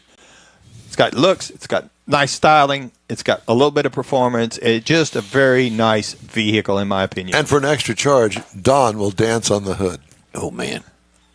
Got that? As long as you're not wearing your golf shoes. XT4, XT5, XT6, and then the Escalade. Escalade. Mm-hmm. All right. Yeah. Thank you. Hey, if you'd like to get in touch with us, shoot us an email. The address, info@inwheeltime.com, and be sure to follow us on Facebook. Back here on the In Wheel Time Car Talk Show in just a couple of minutes. Okay. The original group of Loopy Tortilla restaurants will have you telling your family and friends just what the original recipes mean when it comes to the best fajitas in Southeast Texas. Founder Stan Holt invites you to visit the original Loopy Tortilla near I-10 and Highway 6. Here's the original house that inspired the design of all the rest and the original charm that helped make Loopy Tortilla the go-to destination for Houston Tex-Mex. Speaking of original, nothing can compete with the original lime pepper marinade that everyone will agree makes Loopy Tortilla award-winning beef fajitas the best anywhere. Loopy Tortilla Katy is another location that gives you the same quality and service Houstonians have come to expect at Loopy's. It's located just off I-10 and the Grand Parkway at Kingsland Boulevard in Katy. Find yourself in Aggieland? Head to the Loopy Tortilla in College Station, located just around the corner from Kyle Field. It's a great place to enjoy those famous frozen margaritas before or after the game. Headed east to Louisiana, stop in at the Loopy Tortilla in Beaumont. It too's on I-10. You can't miss it. The original group of Loopy Tortilla restaurants invite you in for the best Tex-Mex anywhere. You own a car you love. Well, why not let Gulf Coast Auto Shield protect it? Houstonian John Gray invites you to his state-of-the-art facility to introduce you to his specialist team of auto enthusiasts. We promise you'll be impressed. Whether you're looking to massage your original paint to a like-new appearance, apply a ceramic coating, install a paint protection film, nano-ceramic window tint, or new windshield protection called ExoShield, Gulf Coast Auto Shield is where Houston's car people go. Curbed your wheels? Instead of buying new, why not have them repaired? How about a professionally installed radar detector? Gulf Coast Auto Shield does that too. Get a peek inside the shop and look at the services offered by getting online and heading to gcautoshield.com. Better yet, stop by their facility at 11275 South Sam Houston Tollway, just south of the Southwest Freeway, and get a personal tour. Gulf Coast Auto Shield is your place to go for all things exterior. Call them today, 832-930-5655 or gcautoshield.com. From the world-famous Sugar Shack Studios in Texas, America, this is the In Wheel Time Car Talk Show. Ahead, Brandon Garcia with Hemmings talks about your collector car money and the scary internet and how not to get scammed. Later on, we'll have What's on TV this week, along with the stories making automotive news headlines. Howdy, along with Mike Out of This World Mars. We always need more Jeffrey Zekin. I'm Don Armstrong. Glad you could join us on this Saturday. If you're watching or listening on our live stream, if not, you're listening to a podcast, and we certainly thank you for that. Yeah, we appreciate that. You said something to me earlier about that we need to give everybody a heads up about giving us their email address. Why is that, Mars? Because we're putting together a newsletter that whenever you go out to our podcast, for example, there's a place on there that you can put your email address in. Our website has one also. And we're going to start generating that email out weekly about the show. You can also go, when you go to YouTube, you can subscribe so that you'll get notified every time we have a new podcast video that goes up. And our audio podcasts now are on YouTube as well. So if you've got access to YouTube going down the road and you don't want to watch it, but you can listen to it and you can get the same thing. And so there's lots of ways to find us, and we're trying to keep everybody. I told Mars, I said, we got to make darn sure we tell everybody we ain't selling your email address. No. That ain't happening. So do the email address, and you keep up with us. Yes, if and you subscribe want. in general. And if you subscribe, and Mike and I get that information from people that are subscribing, we'll say hi to you on the air. Yeah, Facebook, you can follow us. On Candace Facebook. Thackeray's been with us this morning. Yeah, George. Matter of fact, Douglas Schaefer out of Corpus Christi, my cousin. How you doing, brother? Okay, well, very good. So we actually have people watch and listen every once in a while. Spread the word. Spread the word. Matter of fact, we're spreading the word right now, and we're going to talk to Brandon Garcia with Hemmings. Brandon, good morning. Good morning, guys. How are you? Very well, thank you, and we appreciate you joining us on your day off. And there's no days off here. No, Be back on with you guys. Yeah, we know about that Hemmings bunch up there. You work 7 days a week, 24 hours a day. There's cars to sell. Cars to sell and customers to answer the phones for. Yep.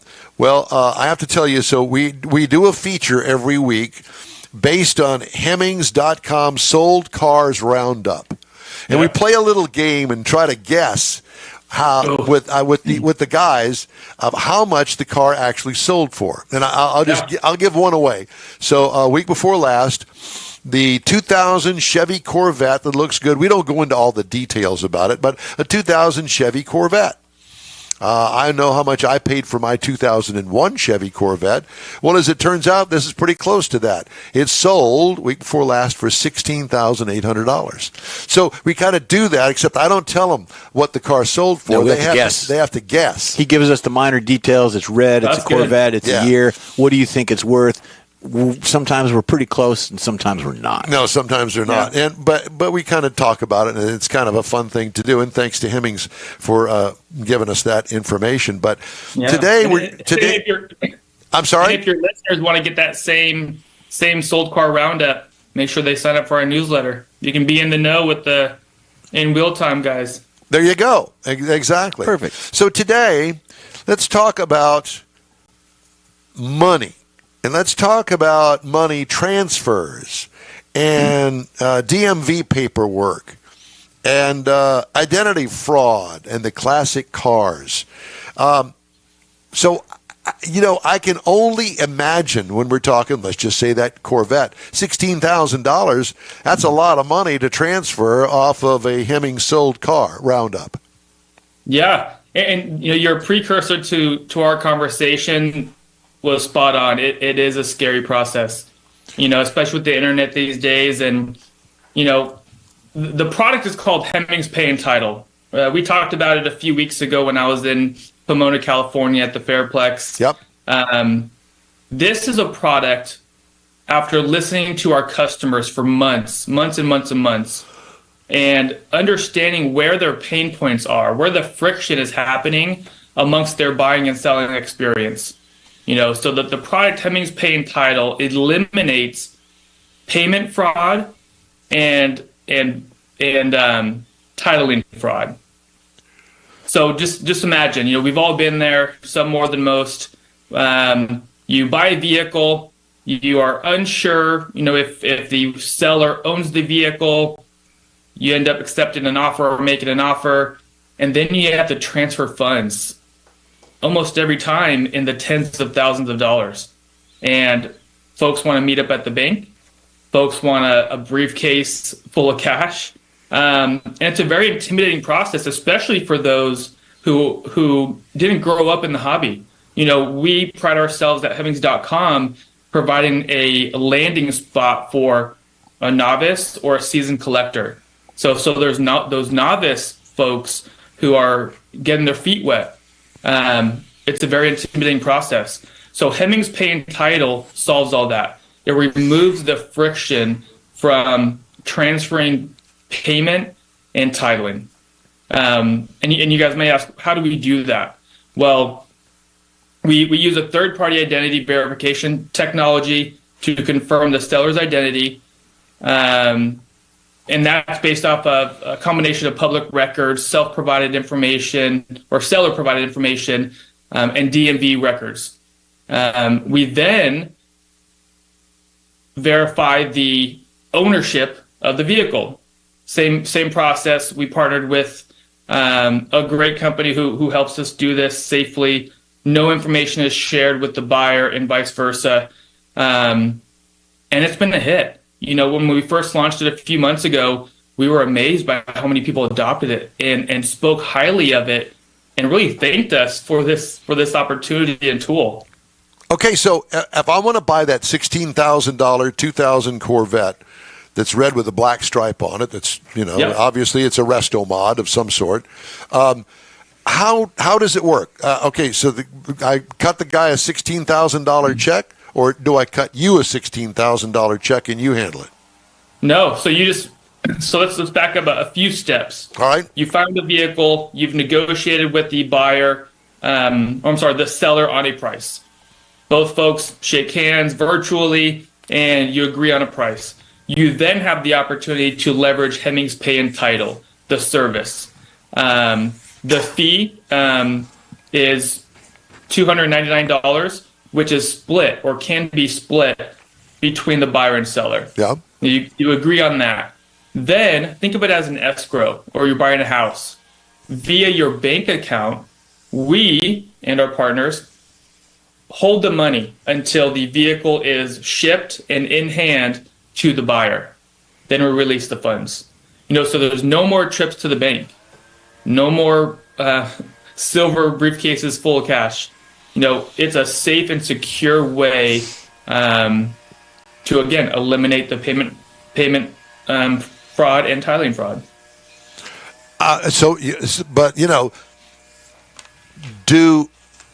Do all of the guys that put their cars on Hemmings.com for sale, do all of them agree up front that if the buyer wants to use this service, then they're going to have to subscribe to that as well? Yes.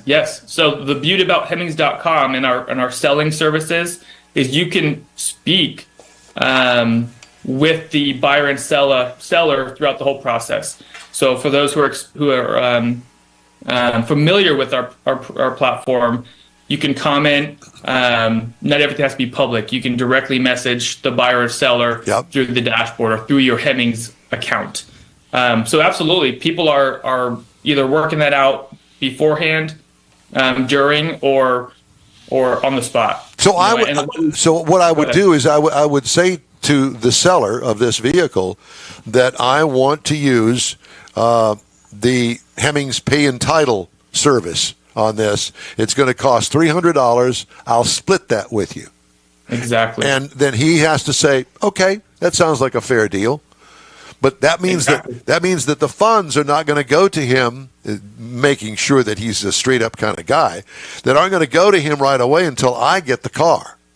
And then once I get the car, I tell Hemmings the car is here. It looks everything that the car was supposed to be is, and that's what I bought, and I'm good with it. Yeah, and just think, nobody wants a lemon. Jonathan Shaw, our president, says it all the time. We don't sell lemons, which is why we've built these types of programs to eliminate the uncertainty. Your audience, you guys on the booth right now may have experienced where you get the vehicle and all of a sudden there's a dent or an unacknowledged scratch. So the whole entire Hemmings marketplace is meant to be frictionless. We have tools and programs that do these types of things for you. So once you get the vehicle, turn the key and you're off, right? You mentioned the DMV paperwork. We also help you with that as well. So the moment you get the vehicle in your parking lot or a mutually agreed upon location, you can turn the keys and head out. Now you do have to, get to the DMV and get your appropriate license plate after maybe about 30 days. But that's the beauty. We want to ignite that experience where you just made a great purchase. You're super excited about it. You don't have to wait to turn that bad boy on and hit the road. You can do it right on the spot. I'm reminded of a friend of mine, a guy I used to work with, bought a 67 GTO out in New Jersey. The guy, it was a little small dealership up there selling it. Told him it had some rust on it, sent him the pictures. Now I'm talking about 20 years ago. But he told him it runs kind of rough, but it'll run well enough to drive it up on the transport and drive it off. But that was all it was guaranteed. Anyway, they agreed. Yeah. And whenever the car got here, the guy drove it off the transport. He went down there, and sure enough, it barely run enough to get it up on its trailer. And all he did, he changed the carburetor, and it was fine. But if something happened like that to where, okay, it got there, it wasn't what the guy said it was, and he comes back to you and says, okay, you're holding the money for everybody, but this isn't what I want. Do you help me ship it back to the guy and get my money back, or are you to kind of negotiate a resolution? How does that work? Yeah. So first off, we have a great customer service staff who is one phone call away. No, we're not robots. We're available to help for situations like this. Now, we'll go back towards just our marketplace. We would have encouraged the seller to disclose that information before listing it with us, especially in the auctions where we're a little bit more hands-on. We help you set a reserve. So our customers and our sellers are some of the best in the game, right? So we would have encouraged that to be disclosed. Now, things happen. It's a phone call to our staff in Bennington, Vermont. We're in the U.S. And we'd find a resolution. The great part is our partners at Key Savvy have handled everything under the sun, and we're very lucky to have partnered with them for this product. We'd find something to resolve the issue. I don't want to say this is what we would do. Every case is different. Right. Absolutely.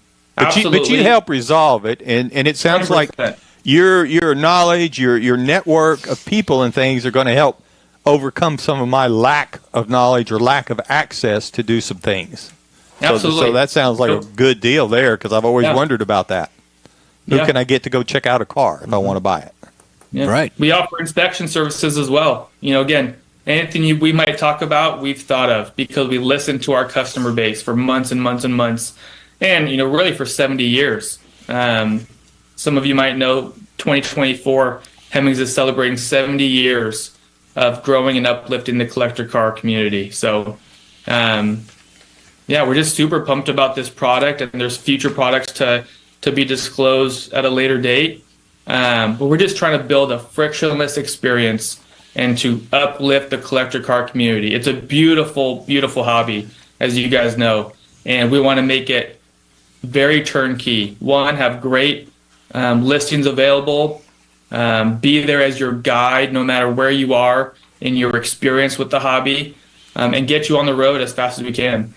Well, like you say, things are going to happen, but it sounds like y'all are trying to minimize that as much as you can. You start out minimizing them. Yeah. I like it.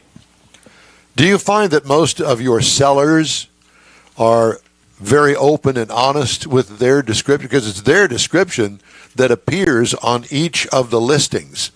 And I would imagine that every once in a while there may be somebody that's going, wait a minute, it says here a rust-free frame, and then you look underneath the car and it's not rust-free.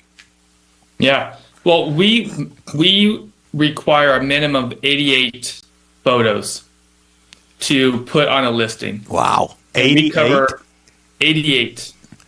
And that's how thorough that we are, because we want our buyers to trust what they're looking at on Hemmings.com. So yes, everything you can think of has happened to us and others. But because we require 88 photos, our staff in Bennington, Vermont helps you build that description. We're seeing every photo. And if we see something that doesn't match up, we'll acknowledge it. And usually it's not malicious. It might just be an oversight. But we require those photos for that specific reason.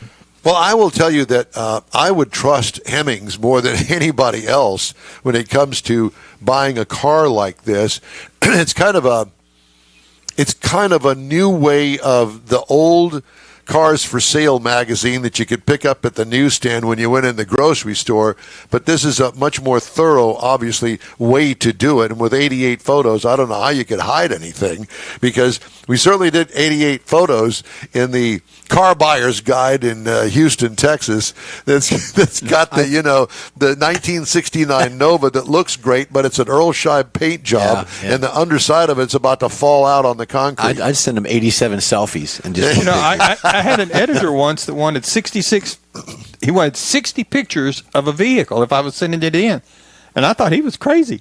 Much less 88. I've run out of stuff to take pictures of. What Mike's saying is you're crazy. No, but if you send me selfies, I'll put them up on a listing. All right. No, we will not allow that to happen because you don't want that. But I will tell you that, 88 photos. You have to take pictures of the brakes. All interior shots, all of the interior stuff, engine compartment underneath the car, the framework. Mm-hmm. So when you list a car, you have to. Do you have a guideline of the pictures that you need? Oh, absolutely. No, when you go into Hemmings.com to list your vehicle, either in the auction platform or make offer, there's a how-to. There's even videos showing you vertical versus horizontal. Not everybody's content savvy. And we understand that. So we've tried to make it as easy as possible to list your vehicle within 2 to 3 days, depending on the magnitude of the vehicle and what product you're using.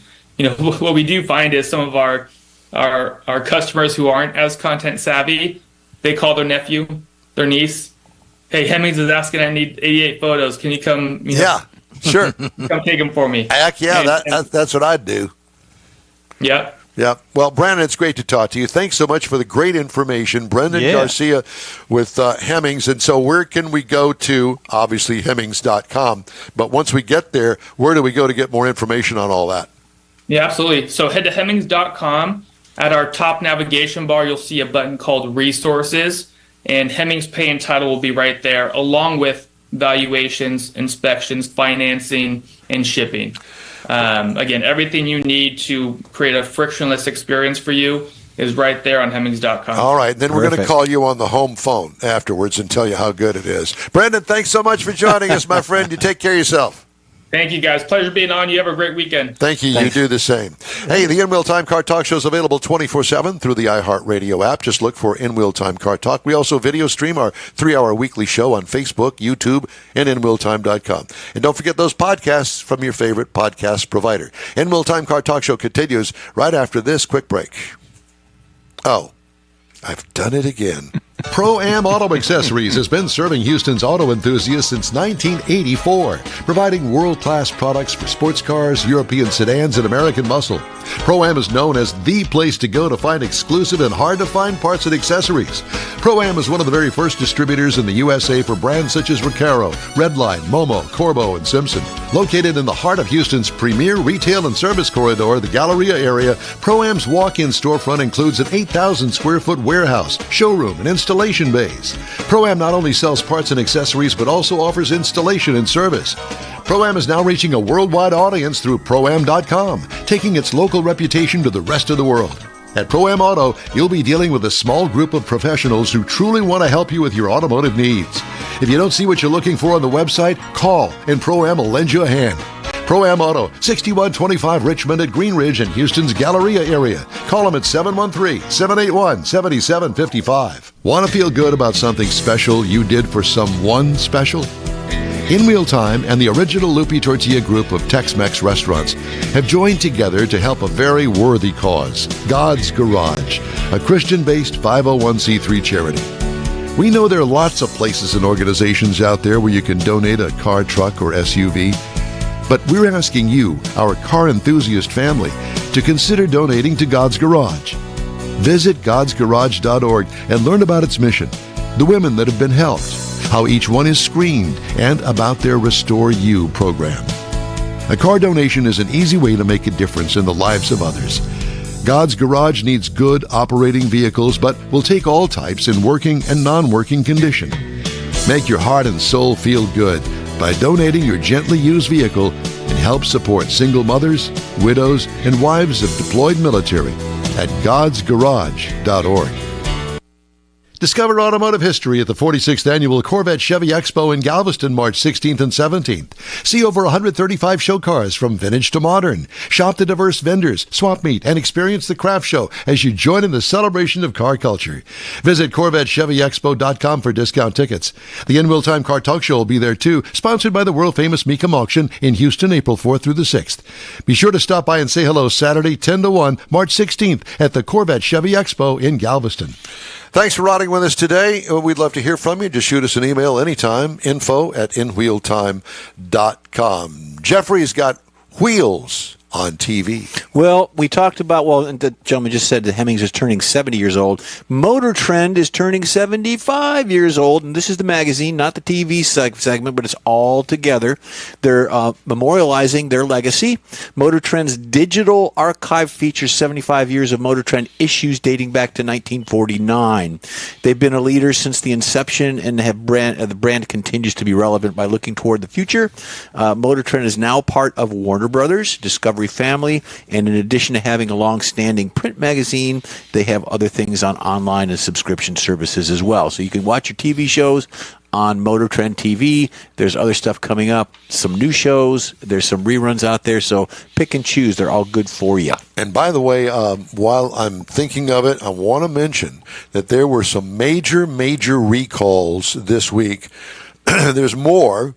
And I'm not going to bore you with all of those because they really are boring. But I do want to encourage you, no matter what kind of car you have, to go to safercar.gov, type in your VIN number, and it will come back to you and go, yes, you have some open recalls on your particular car or not. But please do that for us because lots and lots of recalls. Mm-hmm. And some of the ones that we mentioned today aren't up there just yet because they just came out yesterday. But they're going to be up there. And you need to do that probably once a month, at least once every quarter for your vehicle. So please do that for us as well. Mm-hmm. Ford has halted shipments of 24 model year F-150 Lightning electric pickups over an undisclosed quality issue, while shipments of some gasoline-powered 2024 F-150s started this week after hundreds, if not thousands of trucks have piled up on holding lots around Detroit since production began in December. That's a mess. Don't know why they're not moving them on the dealer lots, but apparently it ain't all that. No. GM and Tesla defended their top spots in the annual U.S. Automotive Loyalty Awards released Monday by S&P Global Mobility. GM won the 2023 Overall Loyalty to Manufacturer Award for the 9th straight year and 20 out of the last 28 years. Tesla repeated with the Overall Loyalty to Make Award, with the Lincoln Nautilus, of all things, earned a new award for Overall Loyalty to Model. S&P Global Mobility said in a statement Monday. Acura won the Most Improved Make Loyalty Award. Acura, Nissan, and Mitsubishi won loyalty awards for the first time this year. Well, I'm real loyal to my Mitsubishi. Okay. Good for you. Good for you. Yep, there's that. I'm going to try to get all of this. I've been seeing a lot of the, I saw one Cybertruck in the wild. I saw a couple of Cadillac Lyrics in the wild this past maybe week and a half. And, of course, you see a lot of the Lightnings. It wasn't the Cadillac Limerick. It was the Cadillac Lyric. Yeah, I said Lyric. I know you did. Okay. But I heard Limerick. Oh. And I have some limericks, but they can't be repeated. We were here. hearing a lot of things after last night. Yes, we were. It started out as a dinner for 4, and it turned into dinner for 14. It did turn into a dinner for 14. Hey, I'm going to call this person. I'm going to call that person. And Will Time Car Talk Show continues right after this. The original group of Lupi Tortilla restaurants will have you telling your family and friends just what the original recipes mean when it comes to the best fajitas in Southeast Texas. Founder Stan Holt invites you to visit the original Lupi Tortilla near I-10 and Highway 6. Here's the original house that inspired the design of all the rest and the original charm that helped make Lupi Tortilla the go-to destination for Houston Tex-Mex. Speaking of original, nothing can compete with the original lime pepper marinade that everyone will agree makes Lupi Tortilla award-winning beef fajitas the best anywhere. Lupi Tortilla Katy is another location that gives you the same quality and service Houstonians have come to expect at Lupi's. It's located just off I-10 and the Grand Parkway at Kingsland Boulevard in Katy. Find yourself in Aggie Land? Head to the Lupi Tortilla in College Station, located just around the corner from Kyle Field. It's a great place to enjoy those famous frozen margaritas before or after the game. Headed east to Louisiana, stop in at the Lupi Tortilla in Beaumont. It too's on I-10. You can't miss it. The original group of Lupi Tortilla restaurants invites you in for the best Tex-Mex anywhere. You own a car you love. Well, why not let Gulf Coast Auto Shield protect it? Houstonian John Gray invites you to his state-of-the-art facility to introduce you to his specialist team of auto enthusiasts. We promise you'll be impressed. Whether you're looking to massage your original paint to a like-new appearance, apply a ceramic coating, install a paint protection film, nano-ceramic window tint, or new windshield protection called ExoShield, Gulf Coast Auto Shield is where Houston's car people go. Curbed your wheels? Instead of buying new, why not have them repaired? How about a professionally installed radar detector? Gulf Coast Auto Shield does that too. Get a peek inside the shop and look at the services offered by getting online and heading to gcautoshield.com. Better yet, stop by their facility at 11275 South Sam Houston Tollway, just south of the Southwest Freeway, and get a personal tour. Gulf Coast Auto Shield is your place to go for all things exterior. Call them today, 832-930-5655 or gcautoshield.com. Well, that's it for this week's In Will Time Car Talk Show. Here's your invitation to follow us on Facebook. Give us a like, please. Tell your friends about us. Share our stuff if you would. Hey, it's free. Yeah. Help us out. Subscribe. We'll keep you posted on all things automotive all week long. I promise you that. Now, whether it actually happens or not, I don't know. Picky. Yeah, award-winning interviews, new car reviews, upcoming events, cruise-ins, racing, and car, truck, and SUV goodies as well. Hey, when you're looking for something different to listen to during the week, you can find the In Wheel Time Car Talk Show 24/7 via the iHeartRadio app.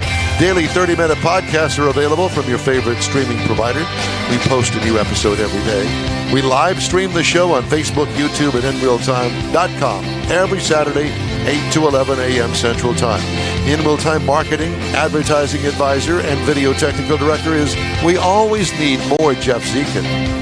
The booking agent, video editor, posting queen, and overall do-all, Mr. Mike Mars, and Chief Engineer David Ainsley. I'm Don Armstrong. We hope you join us for another live, award-winning production of the In Will Time Car Talk Show next Saturday, March 9th, on all of our In Will Time Car Talk outlets. Have a great weekend. Be safe out there.